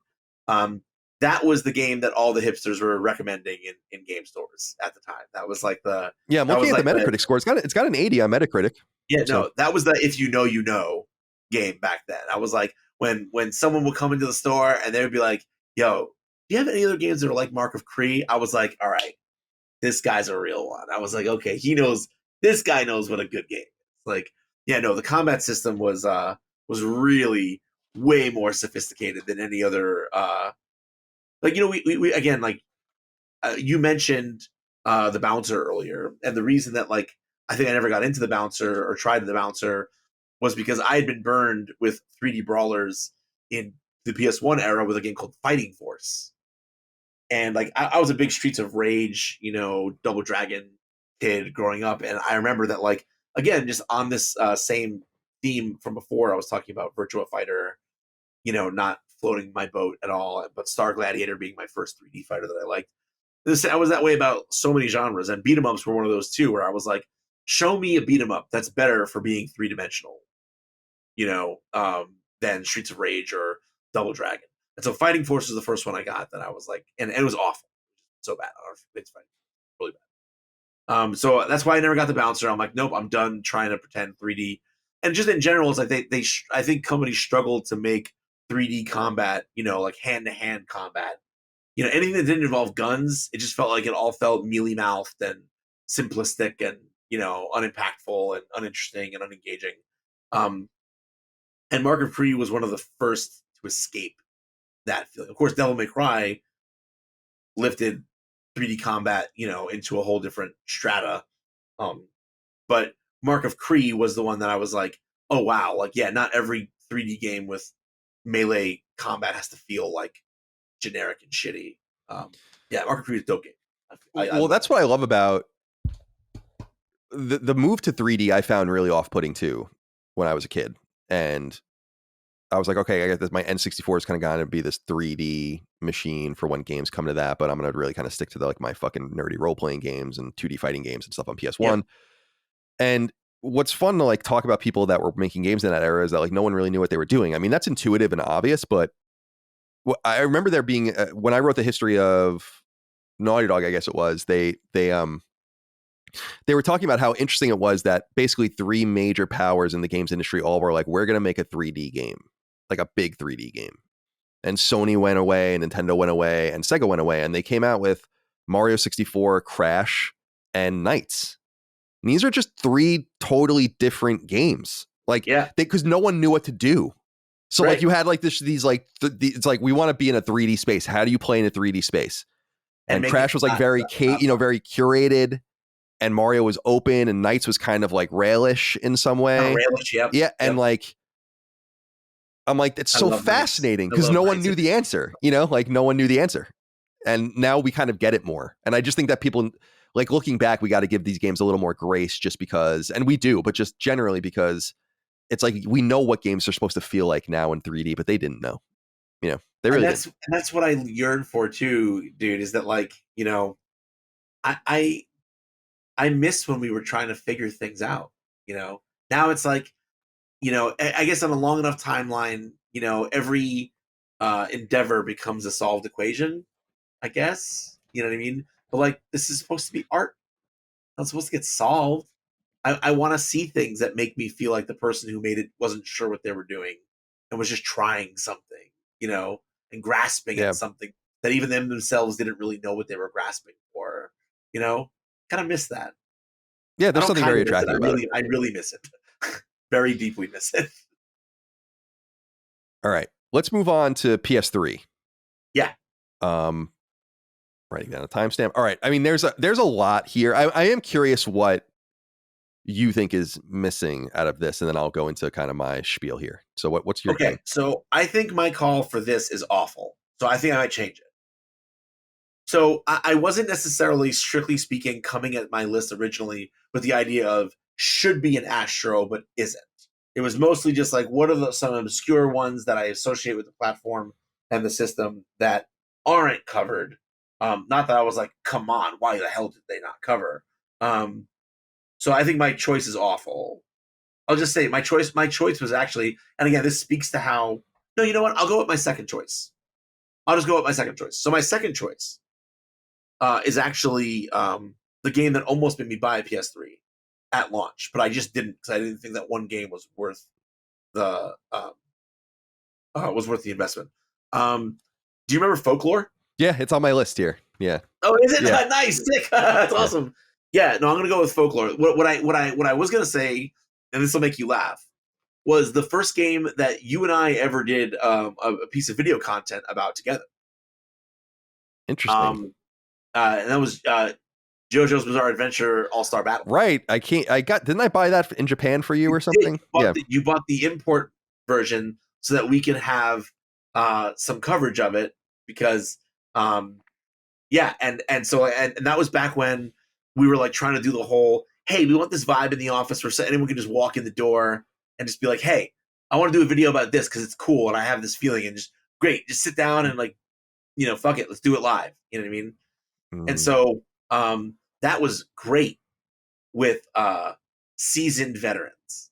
It wasn't great with the rookie new guy who had no idea how to make content like that and speak like on the fly about something I cared about. I mean, that was like totally foreign to me. So like sometimes I go back. I don't know if you've ever gone back. Okay, quick side. Yeah, go. Sorry, please. I don't know if you know this. So you remember when we did those videos, then we had to like self-publish them, right? Like we had to like put in all the information. Right. Like, yep. I was like, I have no idea if I'm saying too much about the inner workings of IGN. I don't know if I'm gonna get no one gives a shit. It's like when you would make a video, it was like really, it was very mechanical, where it's like this person's filming the video, this person's going to edit the video. You're responsible for kind of like the headline, the subhead, the text, the tags. But in this era, if you remember, we self-published. Right. As opposed to giving it away to, some other member of the team whose job was to do that. This particular thing was we wanted to go fast and dirty, like, as fast as the editors could think of, the creative team could think of, like, I want to talk about this. Then they sat down in front of a camera, hit record, did it, and then just upload, go. Okay. So I had been shown how to do this very briefly by Mitch Dyer. And he showed me just fine, but I just didn't retain it very well. And then I think you were like, at the end of, after our JoJo's video, you were like, hey, someone showed you how to do this, right? Can you do this? I was like, yeah. I was like, I can do it. I didn't want to be like a baby and be like, no, I can't remember. Please do it. No, I was like, no, I got my big boy job. I'm going to put on my big boy pants. I'm sure I could figure it out. And man, let me tell you, Colin, I didn't figure it out too good. Because if you ever go back and watch that video, there's like an entire 5 minutes of dead air at the back end of that video where nothing's happening and we're not saying anything. And I don't think there's any more video footage. And it went live like that. And it lives on the internet. That rules. Like that. I love that. I love that. That rules. Yeah, it was funny, man. Those were funny days. We were trying to do the thing I think we called a PlayStation conversation where it was just talking into a camera. And those things did really well. Some of them did millions of views. And it was damn, this is really all it takes, huh? And meanwhile, I'm writing up these really deep things that 20,000 people are reading. So we learned a few valuable lessons there. Yeah. So because I loved that game very much. It obviously has special meaning because it was a touchstone for my time in IGN, for my my friendship with you, but also because it became this little weird cult. With me again, it was even though I was way too old now to have that kind of a thing where the game feels like it's just for you and your friends. I told you that becomes less so as we go on and on and on. And I think All-Star Battle might be one of the last times that I did feel that because just because of our coverage, I got to learn the game very well. And then I introduced it to the friends I had made who were really big into the competitive fighting game scene there in NorCal. And it became something that we would just do late into the night, messing with this janky, crazy game. And the thing I loved about it too is that it made me interested in a universe that I'd never been interested in before. I didn't know much about JoJo's until that point. And then the degree to which they made mechanics faithfully represent very minute specific interactions between characters, I thought was people use the term labor of love or a love letter or whatever, very loosely, but this was very clearly people who know the manga inside and out, and they wanted to make really deep cut crazy moments that were just when this person does this move at this time in the round timer on this stage and they finish off this character from this amount of life, and this animation is going to play and this version of the super is going to come out because that's what happened in the anime, or that's what happened in the manga. And I thought that was that's just you don't see that much love getting poured into licensed property products ever. So it's a special game for me. But I don't think it has anything to do with the PlayStation platform other than the fact that it was exclusive to. Yeah, I think that's just where was that Arc System Works or who was that? No, it was some Bandai Namco something or another. Yeah, right. Exactly. That's exactly. Yeah. So it's funny because I remember buying that game in Japan just because the woman who sold it to me, it was at one of these random stores. And the woman that sold it to me, I remember, gave me the box, turned it around and pointed at the territory number on the back of the box. Being this isn't do you understand what you're buying? And, hey, stupid gaijin, you can't. And I was just nodded. I was yes, but I was does she not? I kind of thought it was interesting, but it was funny too because she probably was in the kind of an old mode. And for people that don't know, PS1 and PS2 were region locked. You couldn't go and buy a game, but PS3 wasn't. And that was one of the fucking best things about it. When I would go to Japan or even just ordering off of PlayAsia or whatever, I'd buy shit off Japan all the time. We had crazy, awesome coverage. Remember Max Anarchy? What the fuck did they end up what did they end up calling that here? But it was a Sega published brawler, and I remember importing that, and we would have just good coverage of these games by just being a little bit ahead of the curve by utilizing that very simple aspect of the fact that PS3 was not region locked. It was so cool. I remember logging in. You could use we figured out deep ways to, or I didn't figure it out at all, but like Chris Roper and these other people figured out deep ways to manipulate the PS3 to like, I don't know if you remember, where we would be able to get trophies on debug versions of games. So if we played the games early, we would actually be able to get trophies on our main account. And another one was to change where the PS3 thought you were in the world. So we figured out, or again, it wasn't me, I'm not a technical person, but someone else figured out like we could tell this PS3 it's in Hong Kong. And then we ended up getting, remember they randomly published the PlayStation All-Stars Battle Royale beta or demo only in Hong Kong? Yes. And then we figured out how to get it and had like coverage when no one else did. So there was, the PS3 was really fucking cool. I love the PS3. And, but I didn't at the beginning. The price was wrong, the games were wrong and all of that. So, all right, so Folklore is your selection. So Ellen, I think that was the main character's name, right? Yep. And I remember our old friend Ryan Clements loved Folklore. That was something that him and I bonded about when I first like started talking to him and you guys. Like, yeah, we definitely bonded over Folklore. All right, I have quite a few here. We can go through these quick, but because I think that there are a few really obvious ones that aren't in the game, and then I'm not going to select one of those here. The one that I think would be most fun for me to see is actually Dead Nation, the Housemarque 2010 zombie killing co-op game where you play as Jack and Scarlet, the male and female characters. Again, this is probably going to fit into Dead Nation was also on my in my mental short list of like, should I put it? But I saved my Housemarque for later. Oh, cool. Oh, excellent. I saved my Housemarque for later. So, I selected the wrong one here. So yeah, I wanted to give a shout out to Dead Nation. I think that game is that's Housemarque's most underrated game in my opinion. It's awesome on PS4, especially it runs really well on PS4. People might remember my coverage of that game when it came to PS3. We discovered that because we had full friends list on PSN, the game would not function for us.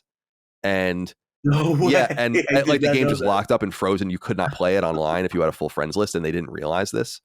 And I think that we were part of like them starting to check that as part of QA moving forward at Sony about populating your friends list totally and then playing the game online to see if it would work, because they never even thought to do that, I guess, or something like that. So it was really, really interesting. I remember that very clearly. So yeah, shout out to Dead Nation. Love to see Jack and Scarlet, two playable characters in the game.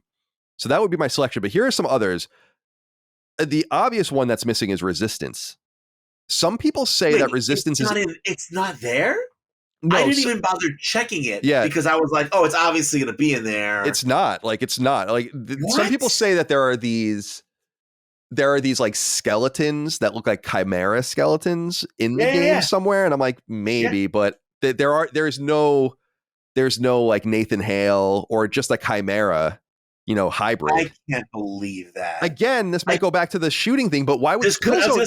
Killzone's way more violent. Killzone is way more violent. Like, than Resistance in some way. So I don't think it can be that. So yeah, Resistance I feel like could use some representation. Oh, that's a big miss. That's a huge miss. And maybe that will be in the DLC or whatever. Maybe they left some out to like have some things to fuck with later, which is a good idea. You don't want to put It's like when everyone's like, they should publish every PS1 game now, and I'm like, no, you want to publish like a few a month. Like that's fun, So you don't want to fill it up entirely. So yeah, all right. Resistance, and it could be Nathan Hale, it could be Capelli. You could have a chimera. I think a chimera hybrid would be like just perfect. That would be cool. And I think to me, like, no, not to like down the main characters, but to me the characters aren't what the characters you played aren't the things that stand out about those games. No, absolutely not. And it's the physical imposing nature of the aliens that you fight, and I think even more so, but you can't make a character about this. Although it would be fun if, like, you could use gadgets or weapons that are something like that to, solve puzzles in Astro Bot. But like, it was the weapons. I mean, it was the weapons. Totally, yeah. A little bit of Ratchet energy in Resistance in that regard. Absolutely. And yeah, I just love the design of the hybrid. They're like one of my like so for people that never played Resistance, the aliens or the alien like infantry overheat, so they have these like things built into their backs that like are heat sinks. Yep. And you can light them up and like blow them up by shooting them and stuff. They're just so cool. It's such a great game. I hope they really. Remember we said the top 5 like revisitable. That's another one. Obviously, just reboot it, and do a game called Resistance. And like the other thing was that they were doing an interesting alternate history thing. With that game. Yeah, the Tunguska event, and there's like no World War II and all sorts of shit. Yeah, yeah, good shit. Love it. And I liked how each one took place in a different area too. It was like the first one was in England, the second one was in like the Western United States, the third one was in like the Eastern United States. It was pretty cool. Yeah. Anyway, and those games are unplayable on PS4 or PS5. See, I didn't pick. I didn't. Resistance is definitely like when I told you I skipped the PS3 initially, but Resistance I played it. I think at a Comic-Con. I think at the time. I think one of the first Comic-Cons I went to, I got to play a little bit of Resistance, and I really almost, that was almost enough. That was like almost enough. Yeah, Fall Man's a really good game. I wish that it's got like click to aim and some weird shit that I hate. I wish they would just kind of revitalize those games and just re-release that trilogy again. Because Resistance 3 specifically is my favorite single player shooter ever. I love that game. That game is fucking. That was the first one I played front to back. Oh, it's so good, dude. That was the first time so good. Oh my god. I love that scene where you're on the river and like the guys are like jumping off, like you're in St. Louis and all the dudes, and it's like you're on the boat and you're just it's so good. Anyway, so claustrophobic, you can't go in there. Another one that I thought would be in here that I was surprised wasn't, specifically because they kind of showed this game love in PlayStation All-Stars, although that was a long time ago, is Heavenly Sword. Ninja Theory, Nariko, the redhead, would be a great bot. And I wouldn't be surprised if she showed up at some point. So, and also like what's great about making her a bot is that like, obviously like because they still have to stay in like robot form, it's hard. You to get it to translate and be a reference that people will like get and like you do have to have something that's kind of like visually distinct about the character's silhouette, an item they carry, a weapon, a kind of iconic piece of like costume. And like, yeah, in that way that like, the main character of Heavenly Sword would be perfect. Like you would definitely, anyone who played Heavenly Sword, there's several things you could do that would instantly identify them as the Heavenly Sword character. Yeah. I was always kind of sad that they wanted to do a sequel. Sony didn't want it. And I feel like Heavenly Sword just came out at the wrong time, in the sense that like it was before PS3 came back. And so people just forgot it existed. And they never patched it with trophies and did some other logical stuff that I think would have helped it survive longer. But nonetheless. All right. Another one that I would love to see, but it's not going to happen, I think, because we're in a different era, and this would be a fucking awesome one, is Fat Princess. That was also, oh my god, okay, maybe my PS3 memories aren't as bad as I thought they were, because Fat Princess was definitely one I considered. 2009 also came to PSP. They did do a 2015, 2016. I don't know if you remember, they did like a 3D adventure platformer with her in it. Yeah, boo. Which was like not very good, but Fat Princess was so clever. For people that don't know, Fat Princess was really one of the first online phenomenons on PlayStation platforms. And really great asymmetric multiplayer. Yeah, it was about like you're trying to steal. It's like a team on team game where you're trying to steal the other team's princess, and the way that the team stops you from doing it is making the princess fatter and fatter by feeding her to make her hard to move. This game would never get away. They would never get away with this game today. But I think actually, I guess you're right. I didn't really think about that, but you're kind of right. I just don't. I mean, even at the time, people had problems with it. I remember. And yeah, you're right. I do remember like a little bit of talk about it. Which is why I thought it was funny that they did it again when they, 6 years later, they released that adventure game, or that's not an adventure game, but a multiplayer kind of action adventure game. And I'm like, oh, okay, so maybe you're willing to deal with this in some sort of way, because I think it's so funny. Like, why can't we just laugh and have fun and it just be silly? So there was like a few months on PS3 where people loved Fat Princess. Like, people played the shit out of that game. It was a phenomenon. Yeah. It was a multiplayer, and I don't love a lot of multiplayer games outside of fighting games. That's not usually my thing, but like that was one of the few that had me absolutely like that, and like probably Team Fortress 2 were like the two online multiplayer games in the console era that really really really grabbed me. And like as an overweight dude, who's married to a also a big lady, I don't know. I never felt like it was. I never felt like it was making a fat joke. I didn't feel like being overweight was the butt of some kind of a joke. I thought it was like really cute, tongue in cheek. Like, hey, here's a good way to make them not able to pick them up. And yeah, it's ridiculous. It's totally. It's actually just silly and fun. It's clever. It wasn't like It wasn't at all like, look at the dumb fat princess. That wasn't the spirit of the game at all. Well, that was made by a studio they're defunct now called Titan, but they turned into a studio called Funbits, and we're going to talk about them in a little while.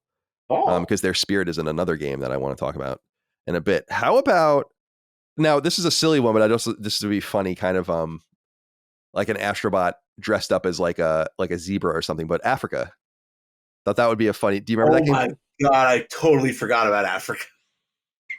For people that don't know, Africa was a Sony owned. They didn't even publish it in the West because they didn't really care about it. Natsume published it in the West, but it was a game from 2008 called Africa. It came out in the West in 2009, and it was just like a wildlife safari photography game that was exclusive to PlayStation. And it was at E3 a couple of years. Like they did support it, but for some reason they decided not to publish it here. So I was like, oh, that would be kind of cute, especially because if you play Astro Bot, you realize that they never overtly say who anyone is. It's always like a hint and like a little rhyme and an item. Right. And it's obvious most of the time who it is, but they don't ever say like, this is fucking Gabe Logan from Syphon Filter. And so it'd be cool to have a zebra or something in there and people be like, where is this from, like Tokyo Jungle, or is this from something else? Tokyo Jungle. I was wondering how far we are at the hour and 27 minute of this podcast. I was waiting for how long it was going to take for Tokyo Jungle to come up. Well, Tokyo Jungle's in the game. Like it is in Astro Bot. It is. Yeah, sick, apparently the Pomeranian there's a Pomeranian Astro Bot that apparently is a reference to that game, which is not a huge surprise. They were, and no doubt they have every right to do it, but they were very Japan studio centric in Astro Bot. There's a lot of Japan studio stuff in there, so not a huge surprise that Tokyo Jungle, which I think is one of their strongest games actually to ever come out of there. Oh, and that was like one of the few games that I feel like like we talk about Kusoge. Games. I don't know if do you know the term? No, what is? You're probably saying it with the proper pronunciation, so I don't know what it's. It's shit. It's just shit. Oh, okay. Okay, but it's meant in the realm of games and Japanese games. It's meant to be a term of endearment. It's like games that are just kind of shitty and janky, but that's kind of like why they're silly and fun. You know what I mean? Fighting game, we use it in fighting games a lot. Like we call certain fighting games Kusoge games, like because they're just so glitchy and stupid and broken. But that's kind of what makes them fun. And I feel like in a similar way, yeah, Tokyo Jungle is definitely like Kusoge. It's definitely just like a weird, janky, stupid kind of game, kind of non-game. But it's so charming and so like unique and so its own thing. And again, just like so feels like it was made just for you and your 3 friends who like it because it's weird for some reason. That like you can't help but be endeared by it.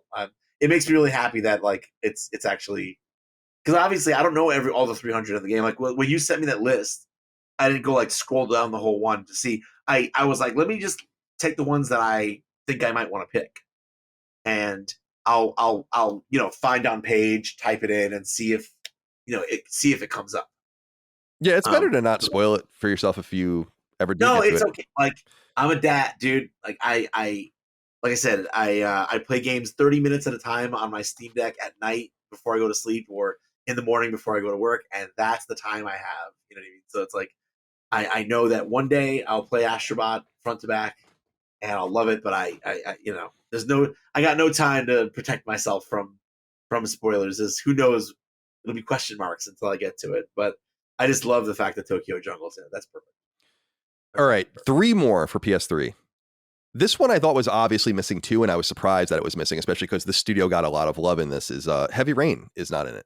Now this might be another one that there's no David Cage games in this. Well, no, there is. So that was what was weird about it, is that there is Beyond Two Souls, like Ellen Page's characters in there, and there. That's a much deeper cut to me. And there is Detroit Become Human, like the android characters in there, but. This seemed to be when I saw that it wasn't in there, I was like, this must be one of the ones that maybe they're holding, again, not wanting to put it all out there, because Ethan Mars is like an Ethan Mars bot that just says Jason or something like that. And I love Heavy Rain. I mean, I think that game fucking rules. That game is so fucking special. Too. Love it. Me too. And then the other 2, these are really obscure and no one's going to want these in there, nor are they ever going to find their way in. But I thought this would be a fun one to put in there. I wasn't a huge PlayStation Move person, but when I was at IGN, I was the one that reviewed a lot of the PlayStation Move stuff that came out after launch, so like Sports Champions and all that. But there were a few games like over the years that came to Move where I was like, oh, these games are pretty good. And they're both owned by Sony.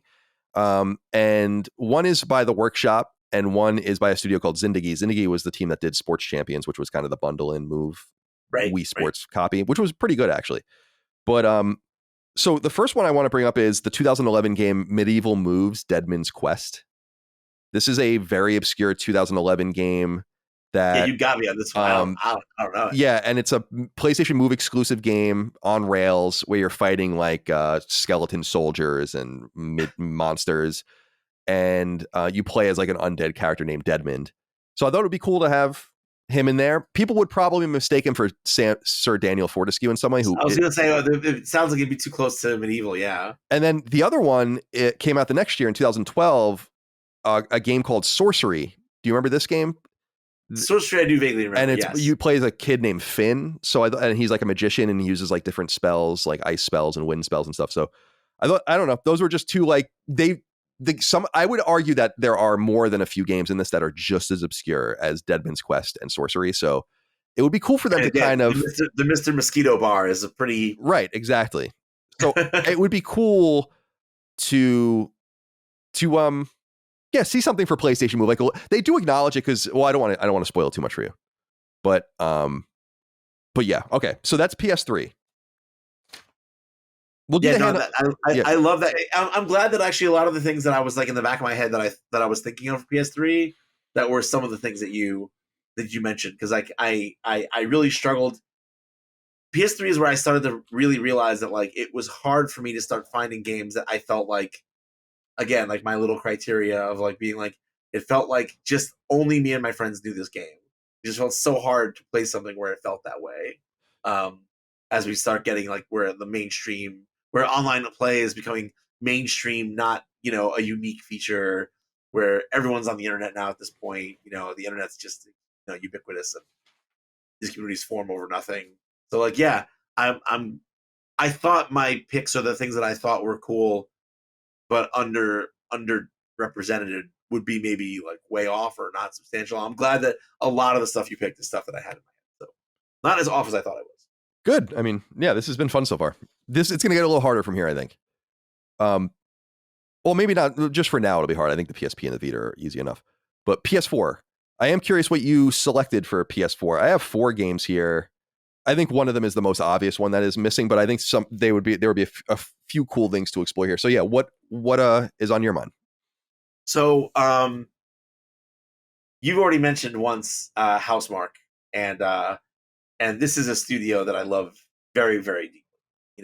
I feel like for a very long time they've been, before anyone really cared about them or knew about them very much, they were making the kinds of games that were like right up my alley, using new technology to explore old ideas, with like a bent towards being reflex testing and skill testing, and visually dazzling and pleasing, but like mechanics that were clean, well thought out, simple on the surface, but with like layers and layers underneath them.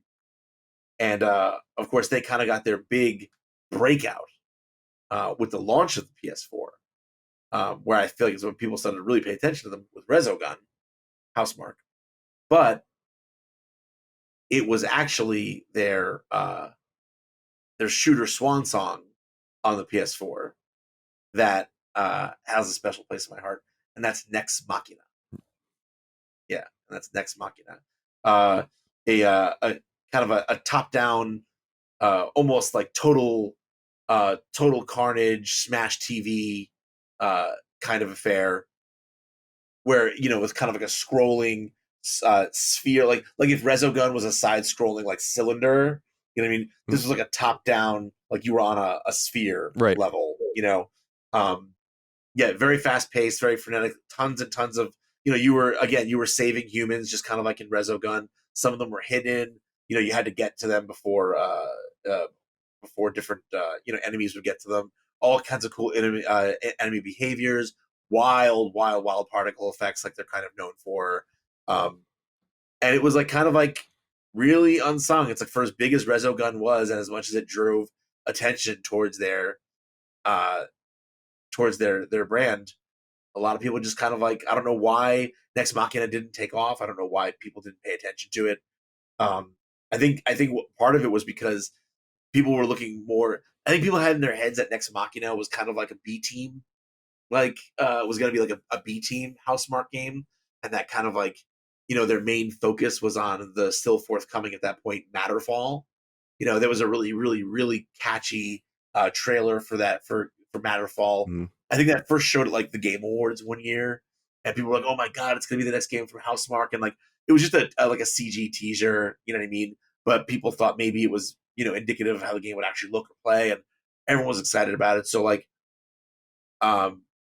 they saw that trailer, and I think they didn't hear anything about it for a long time afterwards. But in a lot of people's heads, when Nex Machina came out, which it kind of came out without very little fanfare, like for as big of a hit as Resogun was, and as much of like I don't want to say a household name Housemarque was becoming in the PlayStation ecosystem, like no one was really talking about Nex Machina. I feel like it just kind of appeared. I think they self-published that game, I think, and so I think that they were missing the marketing that they usually relied upon with there Sony. You go. That would explain it. Yeah, there you go. And I know for a fact, I mean, I remember, I don't give a fuck about talking about this now, is like, I remember there being problems between Sony and Housemarque with marketing. Right. Even like, do you remember actually, you were working at IGN at the time. Do you remember that they hired external PR for Resogun and then got in trouble? Because I remember that. So for people that don't know, like Resogun was a launch PS4 game. It's awesome. And it's in Astro Bot. And Sony, I guess, was paying it. Sony owns the IP. They're funding the game. So they're giving it whatever attention they want. And Housemarque wasn't really satisfied with that. So they hired external PR to represent the game and like pitch, interviews and hands-on. And then there was like major conflict between these two sides over that. I'll never forget that because I didn't feel like I was in the middle, but it's like, oh, you really shouldn't be talking to them about this. I remember the specific PR person. I won't say his name. It's not his fault. He was hired. It was like it was Sony being annoying because Housemarque felt like they weren't paying them enough attention. And now look, they own Housemarque. So I guess things worked out for them. But yeah, no, yeah, but so like after how big Resogun was, how much of a hit it was, I was surprised. Yeah, that like there was almost no, and like everyone was like, oh my god, Matterfall, like this concept, just it was like one of those things where like you see the first, like when people saw the first like teasers for Cyberpunk, everyone for years after, all anyone wanted to know was Cyberpunk. What's it going to look like? When are we going to hear more about Cyberpunk? It's like that first trailer just did so much to me, and it's like obviously on a much smaller scale. That's how Matterfall was for Housemarque. It was like, people saw that trailer and it was so evocative and so sick looking, and everyone was like, "Oh my god, this is going to be the greatest game ever!" And where is it? How come we haven't heard anything about it? And like we didn't hear anything about Matterfall, but all of a sudden, just like it seemingly out of nowhere, this other arcade shooter from them just comes out like with a very little fanfare, and it looks kind of like a little bit more like a Super Stardust, like back to basics kind of thing for them. And so I think it got run right over. No one paid any attention to it. And then Matterfall eventually did come out like a short while, like maybe another 6 months after. Yeah, it was the same year. And it was like their only flop. It was like their only critical kind of miss. Yeah, I never played it, actually. Yeah, neither did I. I saw like a few minutes of footage, knew immediately that it was not the Housemarque that I don't know the story behind that either, but like for whatever reason, after all that buildup, that game I could tell even just from looking at it did not have the magic that Housemarque was known for. No, they definitely are so talented, and yeah, they have a couple misses. I thought Alienation was kind of weak too. Yeah, I agree. It's just good. Yeah, it was too much. Like it's like no, you lost sight of what made Dead Nation good. This is too much. Right. Yeah. But what did you think of Returnal? Did you like Returnal? I love Returnal. Me too. I absolutely, with all my being, love Returnal. And I think part of me loving Returnal is because of what it represented. So like if you remember, well, I remember really because like so after they reached a certain milestone, they reached a certain sales milestone with Nex Machina, which outsold Matterfall. Matterfall was a complete flop, but Nex Machina definitely had and retained a little bit of a like a dedicated following. I used to stream the game all the time, and they released that. I think they reached the point where they were stopping active like support of Nex Machina. There weren't going to be any more like patches or updates or it was just gonna kind of like it wasn't really an online game, but they weren't. It was basically like a message to the fans saying like this is kind of like the end of this game's cycle and everything. But at that same time, what they said was we're sad to say this is kind of the end of this era right. for us. Oh yeah, they We're wrote not really that. They gonna wrote the that blog post, "The arcade is dead" or whatever. Right. Yeah. And coming from people who I felt like were so clearly in love with, and understood what made arcade games special, that was that was a big BioWare RPGs are going the way of the dodo moment, and I was so bummed. And then they were like, "Don't worry, we'll share our next, our next project with you as soon as we have it." And they showed a couple of very generic 3D environments. They said, "We're making a battle royale shooter," and everyone just like collectively went, I just couldn't believe it when I saw. Yeah, it was called Storm Chaser or something like that, right? Or some weird, something like that. Yeah, and they never released it. And then they had a beta, and it was awful. I mean, it just wasn't anything. And I just remember being like, "What a sad story! I can't believe one of the best little niche developers doing what they do, the kind of exact specific thing they do at a level that no one else is doing it, and they turned in their badge to do this shit." I was so upset. And so then Returnal, when they pulled the plug on that and they announced Returnal, I was like, interesting, but like, what's this going to look like? And how are they going to bring their formula into the modern era in a way that, feels like is appropriate of the investment of Sony at this scale? And Returnal is exactly an answer to that. It's narrative, it's thematic, it has things to say, it has gravity. It's fully in a fully 3D realized space, but it still has every single trademark of Housemarque: the speed, the mobility, the weapon power ups, everything that makes a Housemarque game is in that game. They just found a way to take that painting and wrap it around a 3D canvas, and make a modern arcade game, a true modern arcade game that still has a depth and a story and content, and it's beautiful. I think too. that's an awesome so achievement. Beautiful. Like I used to die in the first boss. Every time I'd get to a boss, I would usually die because I would be so enamored with watching it, because it would be so like the way the symmetry of the bullets and like how they're coming at you and like this grid and all this, and I'd be like, this is so beautiful. I always thought the I think I've talked about this a little bit, but the name seems like a double entendre to me. Obviously, Returnal is speaking to the game and the cycle of the game, but it's also speaking, I think, to them getting back to. Yes, absolutely the way I saw it too. Yep. So yeah, no, I love Returnal, but like, yeah. So in a world where Returnal never happens, where that fairy tale doesn't have a happy ending, Nex Machina would have been my last vestige of true Housemarque greatness. And so yeah, that's my PS4. All right, let's see here. We're at 144. Let's move on to. Oh wait, I didn't even say mine. What am I talking about? I didn't even go into mine. We've been talking just about fucking Housemarque, which I'm totally fine about. Okay. This one's a little obvious to me. Again, it could be one that they're saving. It could also have to do with the permission to use these characters in some sense, even though they own the game, and the game is Until Dawn. Oh yes, Until Dawn is obviously coming back. Ballistic Moon as a second party is which is some of the vestiges of Supermassive are making that. Until Dawn came to PS4 in 2015. These are all actors, and I don't know if they have permission to do that. They obviously have permission to go back and redo the game with them again in it, which is interesting because especially Rami Malek is like mega famous now. And I feel like that was right, exactly. I feel like that was a major reason why they might have wanted to go back and do it, because it's like, oh, we actually own this, and in the contract it says we can kind of like do whatever we want with this game. So because that was even before Mr. Robot, nonetheless, everything he did with the Queen movie and all the rest. So, and Hayden Panettiere is obviously very famous too.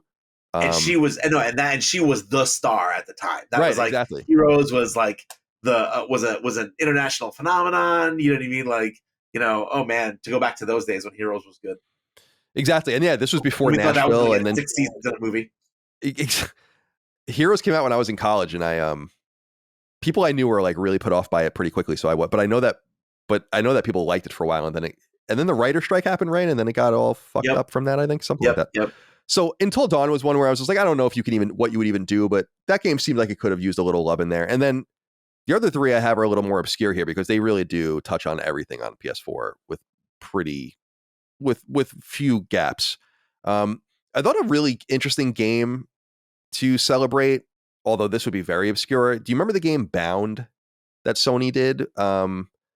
With a studio, Santa Monica was doing it with XDev with a studio called Plastic. Plastic was the Polish team that did Datura and Linger in Shadow. Like all, they called them demos, and they were demo scene games. Like you didn't really play them as much as you experienced them. And their last game for Sony was a game called Bound, and you play as a dancer, and you're like dancing throughout the stage. And I thought that would be kind of cool to like a little ballerina style. Astro Bot might have been interesting. And then no, I don't remember this. I'm looking at it. It looks dope as hell, but I don't. Yeah, Zach Wood produced it. Zach Wood is Elijah Wood's brother. He was the guy that looked just like Elijah Wood that worked at Santa Monica Studio. And then after a while, you realize that it was rude to ask him if, to introduce him as Elijah Wood's brother. And then two other ones, just for a little love for Jaffe, Drawn to Death would be kind of a cool. Oh my God. I have love for Drawn to Death. Absolutely. I have love for Drawn.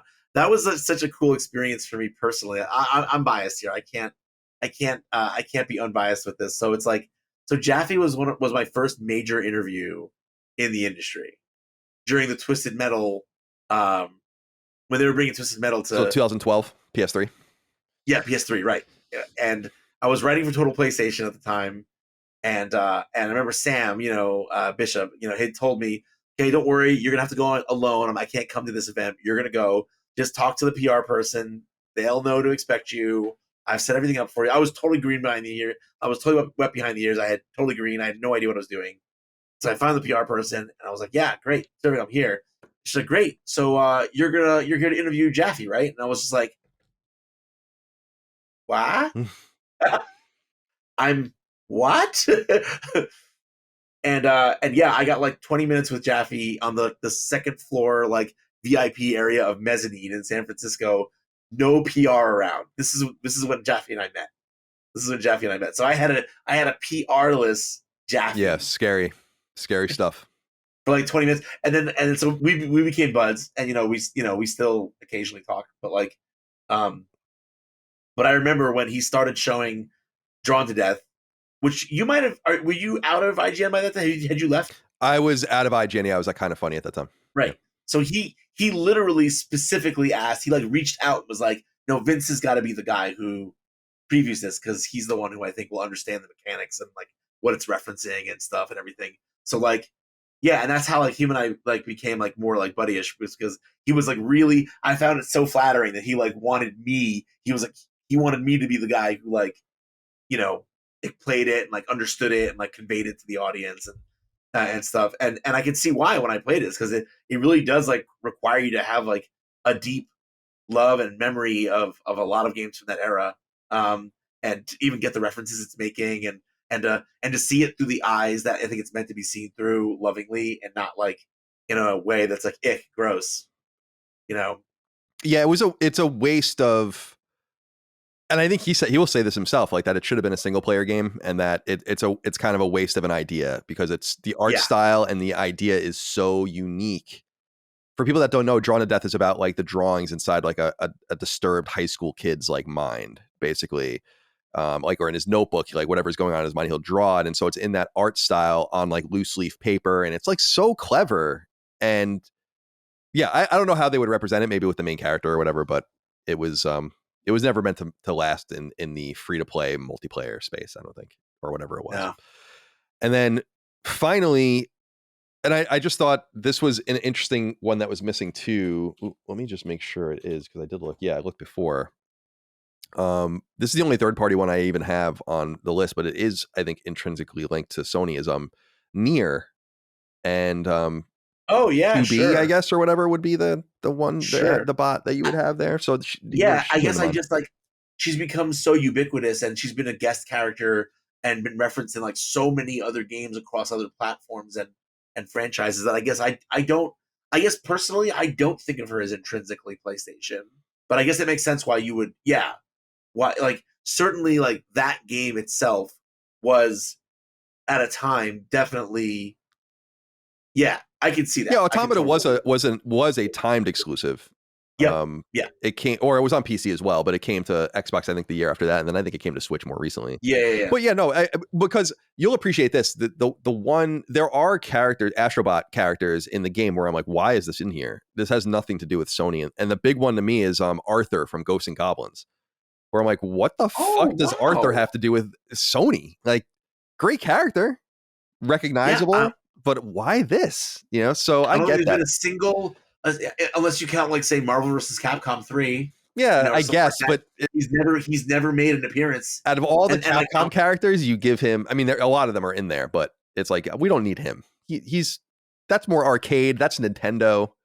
Yeah, that's not PlayStation. So I agree with you that it could be up to really the eye of the observer here. But all right, postscript would be the PSP and Vita. So do you have anything for PSP? I do.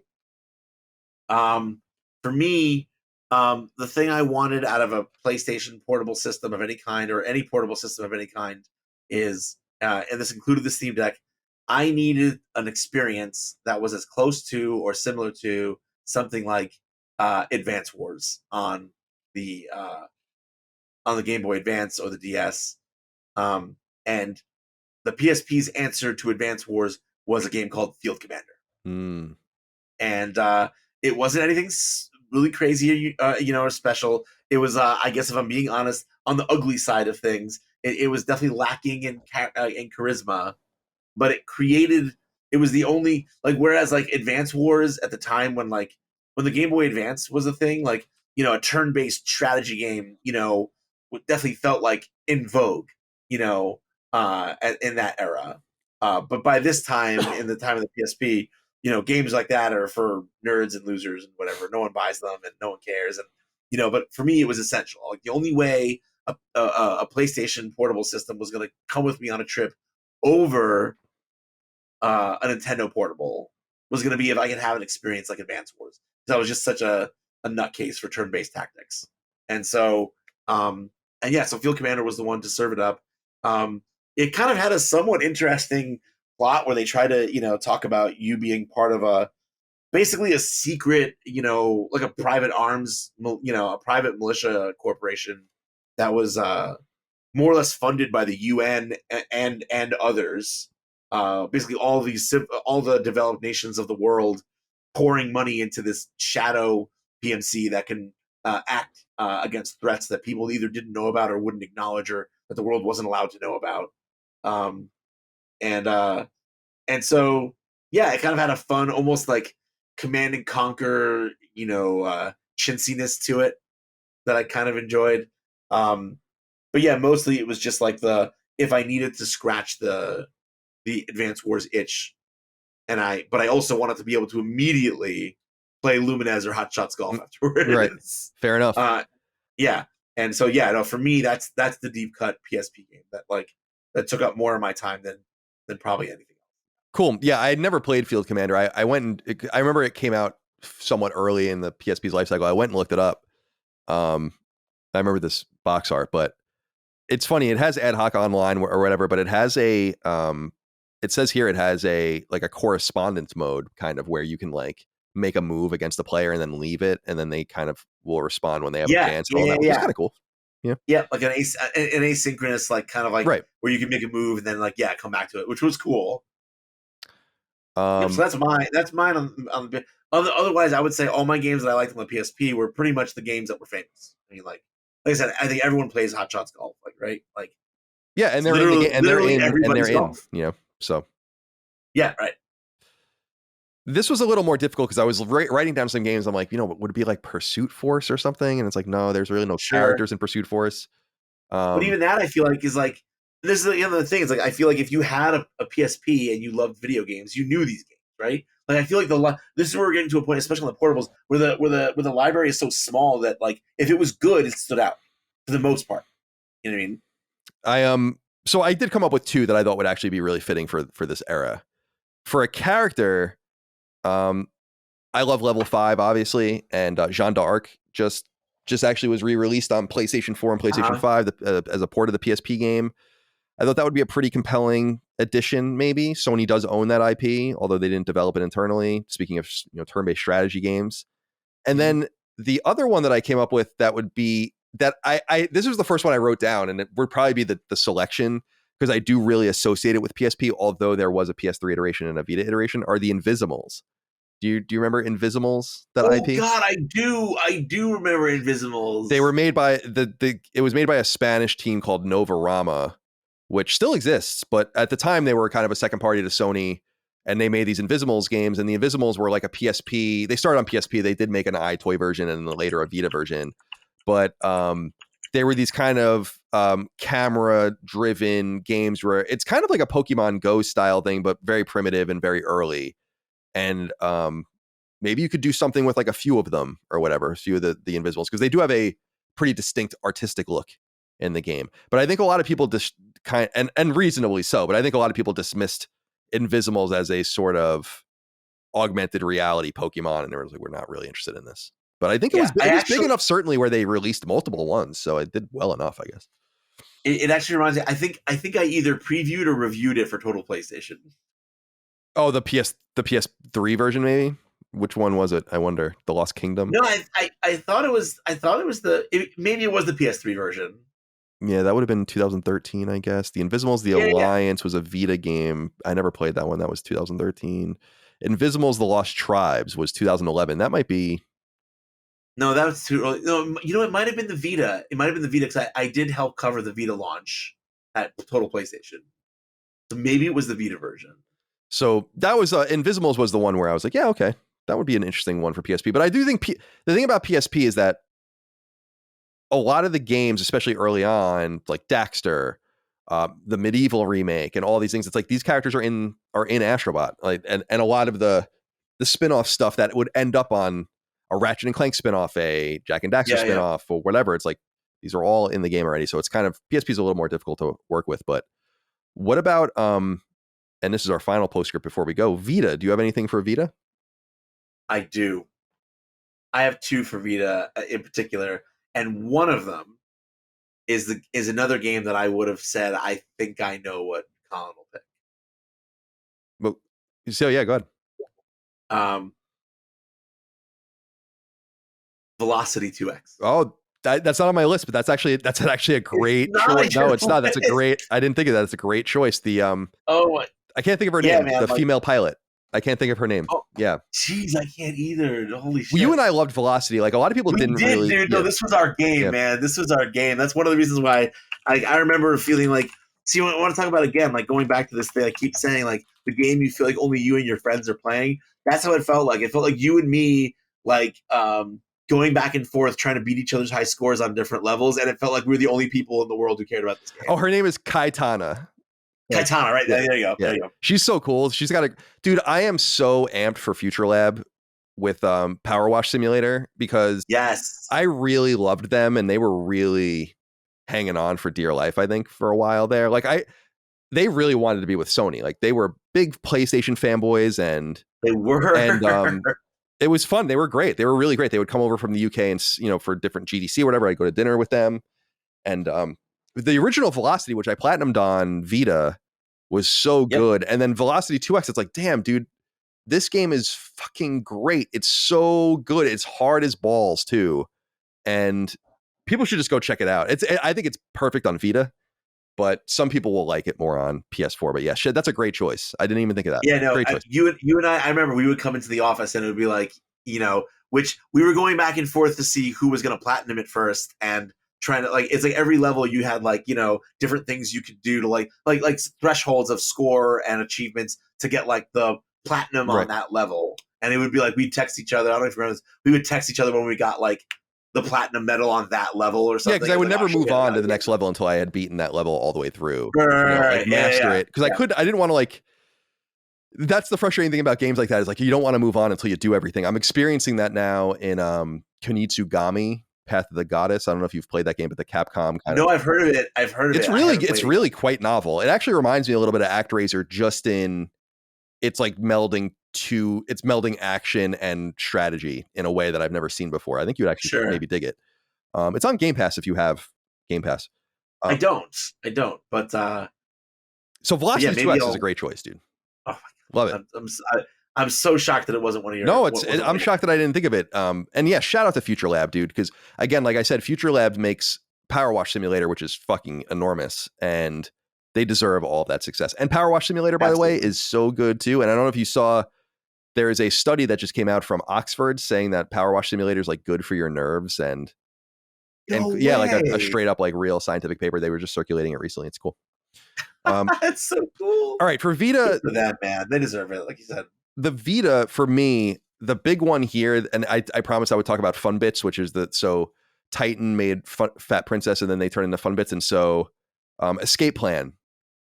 I always loved that game. Oh, right. It was a Vita game. It later did come to PS4 as well, but it was a Vita game at first, and it's a kind of a adventure puzzle game with these two characters, Lil and Large. One is really small, one is really big. And it tracks like how many times you die. Like they have numbers almost like jerseys on there, and like it'll track how many times you die, and so like to embarrass you and like make you think about it. Really, really clever game. It used the Vita really ingeniously as well, and I love those two characters. I always thought with PlayStation All-Stars, I'm like, these would have been awesome characters, almost Ice Climber like characters that work in tandem with each other that are weaker when they're apart. So that was the big selection for me, was Lil and Large. I would love to see bots based on them, and I don't think that that's outside of the realm of possibility. That's a fairly iconic early Vita game if you were a Vita player, which there was only like 10 of us. The other games that I had on here, I said I would talk about Zipper again later. Unit 13 does have more. I thought you were going to bring up Unit 13. Yep. They do have more individualized characters. It's more like you're part of a squad with like, and each character has like different strengths, and I don't think any of them is really the protagonist or whatever, but maybe getting one of them in there. But again, like you said, they wouldn't read without their firearms and all that kind of stuff. So that probably wouldn't happen. Right.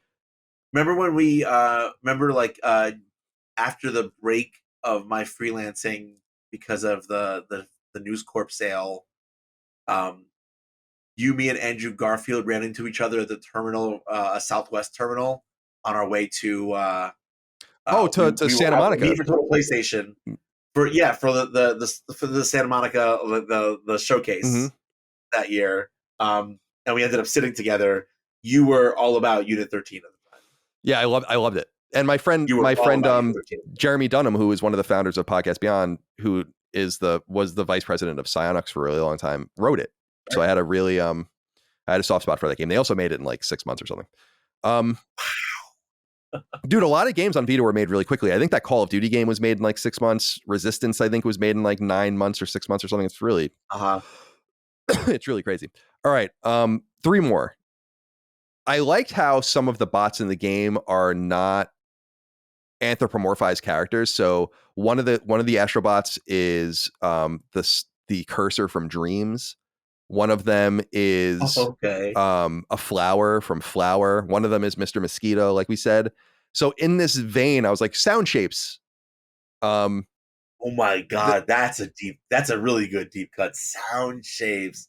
I loved that game too. So I forgot about it. Oh, it's so good. Queasy was the studio, which was really just one dude, I think, in Toronto that was making it. And that was for PlayStation nerds that are into like the weird behind the scenes stuff. I believe Sound Shapes was the first PS3, PS4, and Vita game that you can send between each other and then just automatically earn the trophies.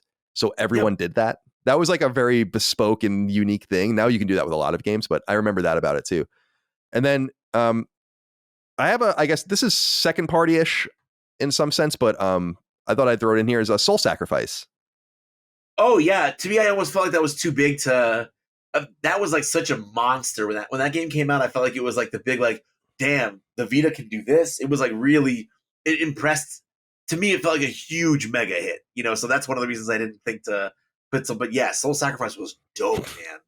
I feel like for a whole PR cycle there, it was like the killer app for the Vita that made everyone kind of go, oh yeah, this is a system you should own. Like, yeah, that game was sick. I have a funny memory of this game too. I'm looking at my own review from IGN from 2013. My subhead is "Who Will Save Your Soul?" So stupid. I gave it a 7.7. What I remember, I have a funny memory about this game though, in that Keiji Inafune produced it because Concept was his company that was and Marvelous made it. Sony published it. And so he came to do like this interview cycle, but the Japanese, do you remember the female Japanese producer at Sony? I can't remember her name. She produced like she was Japanese, but she spoke like English. She might even have been American. And she was like always, she was attached to like Bloodborne and a bunch of other stuff. And she would appear every once in a while, and she would be a great intermediary between like Japanese clientele and like American press if there was like people in the same room and they needed to talk or whatever. And I remember that the woman that was translating for Inafune wasn't, I didn't know, but wasn't doing a good job. And so they left, and then Sony was like, give us the recording of the conversation and we'll give you a good translation of what Inafune was actually saying, because it wasn't properly conveyed to you what he was actually saying. And I'll never forget that. And it was in like one of the meeting rooms at IGN over Soul Sacrifice. And then two more. These are both really obscure. The first is I said Pursuit Force earlier, and it would be cool to get Big Big in here. Big Big is probably the first party studio at defunct for a long time now that gets the least amount of love that Sony's ever owned. And they did a game at Vita launch you might remember, called Little Deviants. I do, yeah. And I gave it a 6. I guess I'm looking here, and it's fine. But the one thing about it is it's got a very distinct art style that I think would translate very well to a bot, like those goofy circular faces that are like rolling around or whatever. If people have, only 5 people played Little Deviants, so probably a lot of people don't know what I'm talking about, but that came to mind where it's like, let's give Big Big a little love. Just same thing with Zipper. It's like, let's get Zipper in there somewhere. We'll get Big Big in there. And then, dude, this is a really deep cut. A lot of people have no idea what this game is. There was an Italian studio named Ovo Sonico that in a second party capacity in 2014 made a Vita game called Murasaki Baby. And it's got another game with it was a little girl with like a balloon was like the art. And it's like this very decrepit, dark art style. And it's very distinctive. It wasn't even a very good game. People didn't really care about it one way or the other. It was like a puzzle game. And I thought she would really translate, that little girl with the balloon would translate really well to an Astro Bot too, especially because like you were saying, I don't know if you got this far in the game yet, but you unlock the bots and then you unlock this sort of tchotchke shop where you use like a gacha machine, and each one you use the coins you find, and then each one unlocks something distinct to the character. So like it's like Cloud's not in it, but if it was Cloud, it would be like Cloud and the Buster Sword, something like that. Okay, you're right. And so with Murasaki Baby, it would be cool, like Murasaki Baby, the balloon would be a nice little connection there from the gacha machine. So that was what I came up with. But Escape Plan is really the obvious one for me on Vita that I would love to see in here. I love doing this because if you remember, there was you handed to me early in my time there the responsibility of doing Vita Indie Week, where it was just gonna be a bunch of little indie games for the Vita, and one of because we're talking about all these other deep cut games, you're bringing back some of my Vita memory. The secondary game that I almost made my first on this for the Vita was actually, an technically infinitely scrolling horizontal shooter called Luft Trousers. Oh yeah, that was made by the fantastic. What was that big fishing game? Ridiculous Fishing. Ridiculous. That Fishing, was the same team, I think. That did that. Same team. Yeah. Yep, same team. And so, I fell in love with that game. I was first introduced to it because I was previewing it for Vita Indie Week, and then it became one of my most played Vita games. Awesome. By far. And then I ended up writing about it a little bit actually when some of the game came somewhat under fire for like people thinking that it was like supposed to be about like being a Nazi pilot, fighter pilot, and all that. Oh my God, those guys are like mega progressive. I know. That's what was so funny about it too. That was so funny about it. But no, that was an interesting learning experience for me too. Like writing about that element of it. That was the first time I'd written about stuff like that at a scale like IGN. That was cool. But like that game though, it was an itch I could not stop scratching. Another one last one that I'm going to mention because I feel like the sub theme of this episode for you and me a couple of times here has been awful growing pains of my early time at IGN. The grand wrap up to Vita Indie Week was a walking simulator for the Vita called Proteus. Oh, I remember this game. Yes. You remember this game? It was a weird little game. It was a weird little game where basically like you walked around a world, and you could kind of say there was something like puzzles to unravel. Like you could kind of like infer a certain kind of world building and lore to it. Where like, if you really, kind of squinted with your brain, you can infer that maybe there was like some kind of From Software, Dark Souls level storytelling going on. Maybe it was Proteus, right? Because there's another game called Proteus, like the first person shooter that's with a D. I remember. Right, yes. I remember this game. Yeah, it's dude. Oh, I'm sorry. Go ahead, please. I didn't mean to interrupt you. No, what I was gonna say is my great memory of it. I didn't play it actually that much, but it's one of my most memorable ones because, what I decided the best thing to do for coverage of this game was I was gonna do like a let's play, just a raw let's play with no script, no anything. I just wanted to do I thought it would be interesting because every time you play the game, it kind of generates its own version of the world, and things happen kind of dynamically, and that's kind of the point, is to just wander around, see where your instincts and your feelings take you, and watch the world react to your actions, and that's it. And so I was still looking for like my voice, my content voice, like what I wanted to do, what kind of like creator and like editor I was going to be. And so my idea for Proteus was that I was going to do a let's play unscripted and like kind of adopt a real Bob Ross-esque type of fucking approach where I was just like, yeah, look at that bird there. I wonder where that bird came from. Let's go follow that bird. It's so bad. It's like so atrocious. I implore people, please go look up this Proteus let's play that I did. It was like I was at IGN for like 6 months or something, and it's abhorrent. It's 12 interminable minutes of me being like, look at that. No one's paying attention, so don't, but like you can just do whatever you want at some point at IGN. No one's paying attention. Oh, it was so wonderful. So I'll never forget Proteus. It's a game I'm positive no one ever played. Did Proteus even ever come out? No, it came out. It definitely came out. Yeah, it came out. Because there's, I'll check, but yeah, Proteus PSN profiles. Yeah, it's out. It came out. Let's see what the date is on PSN profiles. October 2013. Yeah. And the trophies are really weird too if people go look at them. Oh god, I can only imagine for that game. I forgot about two. I have two more because people are gonna be like, "Oh my god, how did you forget these?" I do have two more quickly. Danganronpa, Monokuma. Oh, of course, yeah. That was another one that I almost thought was too popular, like to bother being like. I forgot that he wasn't in there. And then I don't know if you saw Freedom Wars is coming out again on PS4 and PS5 next year. Yeah, and Percy Propaganda, the teddy bear, with the microphone. Yeah, the cute. With the microphone. That would be a cool one to do too. So that would actually be really cool. Yeah. So yeah, Freedom Wars. Okay, you know what? I'm sorry. When you were talking about Soul Sacrifice, that's what I was thinking of, was Freedom Wars. Oh yeah, no, Soul Sacrifice is a Monster Hunter type game. That was a little earlier, the year before. Yeah. Yes. Yeah. So that's right. But no, Freedom Wars was huge. That was kind of like, I remember it kind of as the Vita's swan song, kind of like the last great, well-reviewed game that made people feel like, yeah, this was a console. This was a system you absolutely had to have. Yeah, then it hung on for 6 more years, which is crazy. It just like hung around. And yeah, that was the last time Sony ever released anything really on it that was worth anything. Yeah, so you should read about Freedom Wars. What's interesting about it is Bandai Namco is publishing it.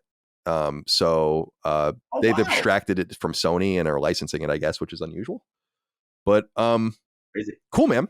I didn't mean to keep you this long. I'm sorry to keep you so long, but no, it's okay. It's okay. It's actually perfect. Like, so it's funny because like I told my wife that like I was going to be doing this, and she was like, barring the fact that we forgot that she needed to go to class that first time we were supposed to do it. She was like, "Oh my god, this is amazing! You should totally do this." She was like, "Just please, like, try to keep it to like 2 hours." Close. We've done okay. I was like, oh, we're good. I said we're pretty good. Yep. We're pretty good. So we had some. And I don't hear screaming or stomping upstairs. So that means the kids are either sleeping or relaxing, being cherubs, something, right? Yeah. Or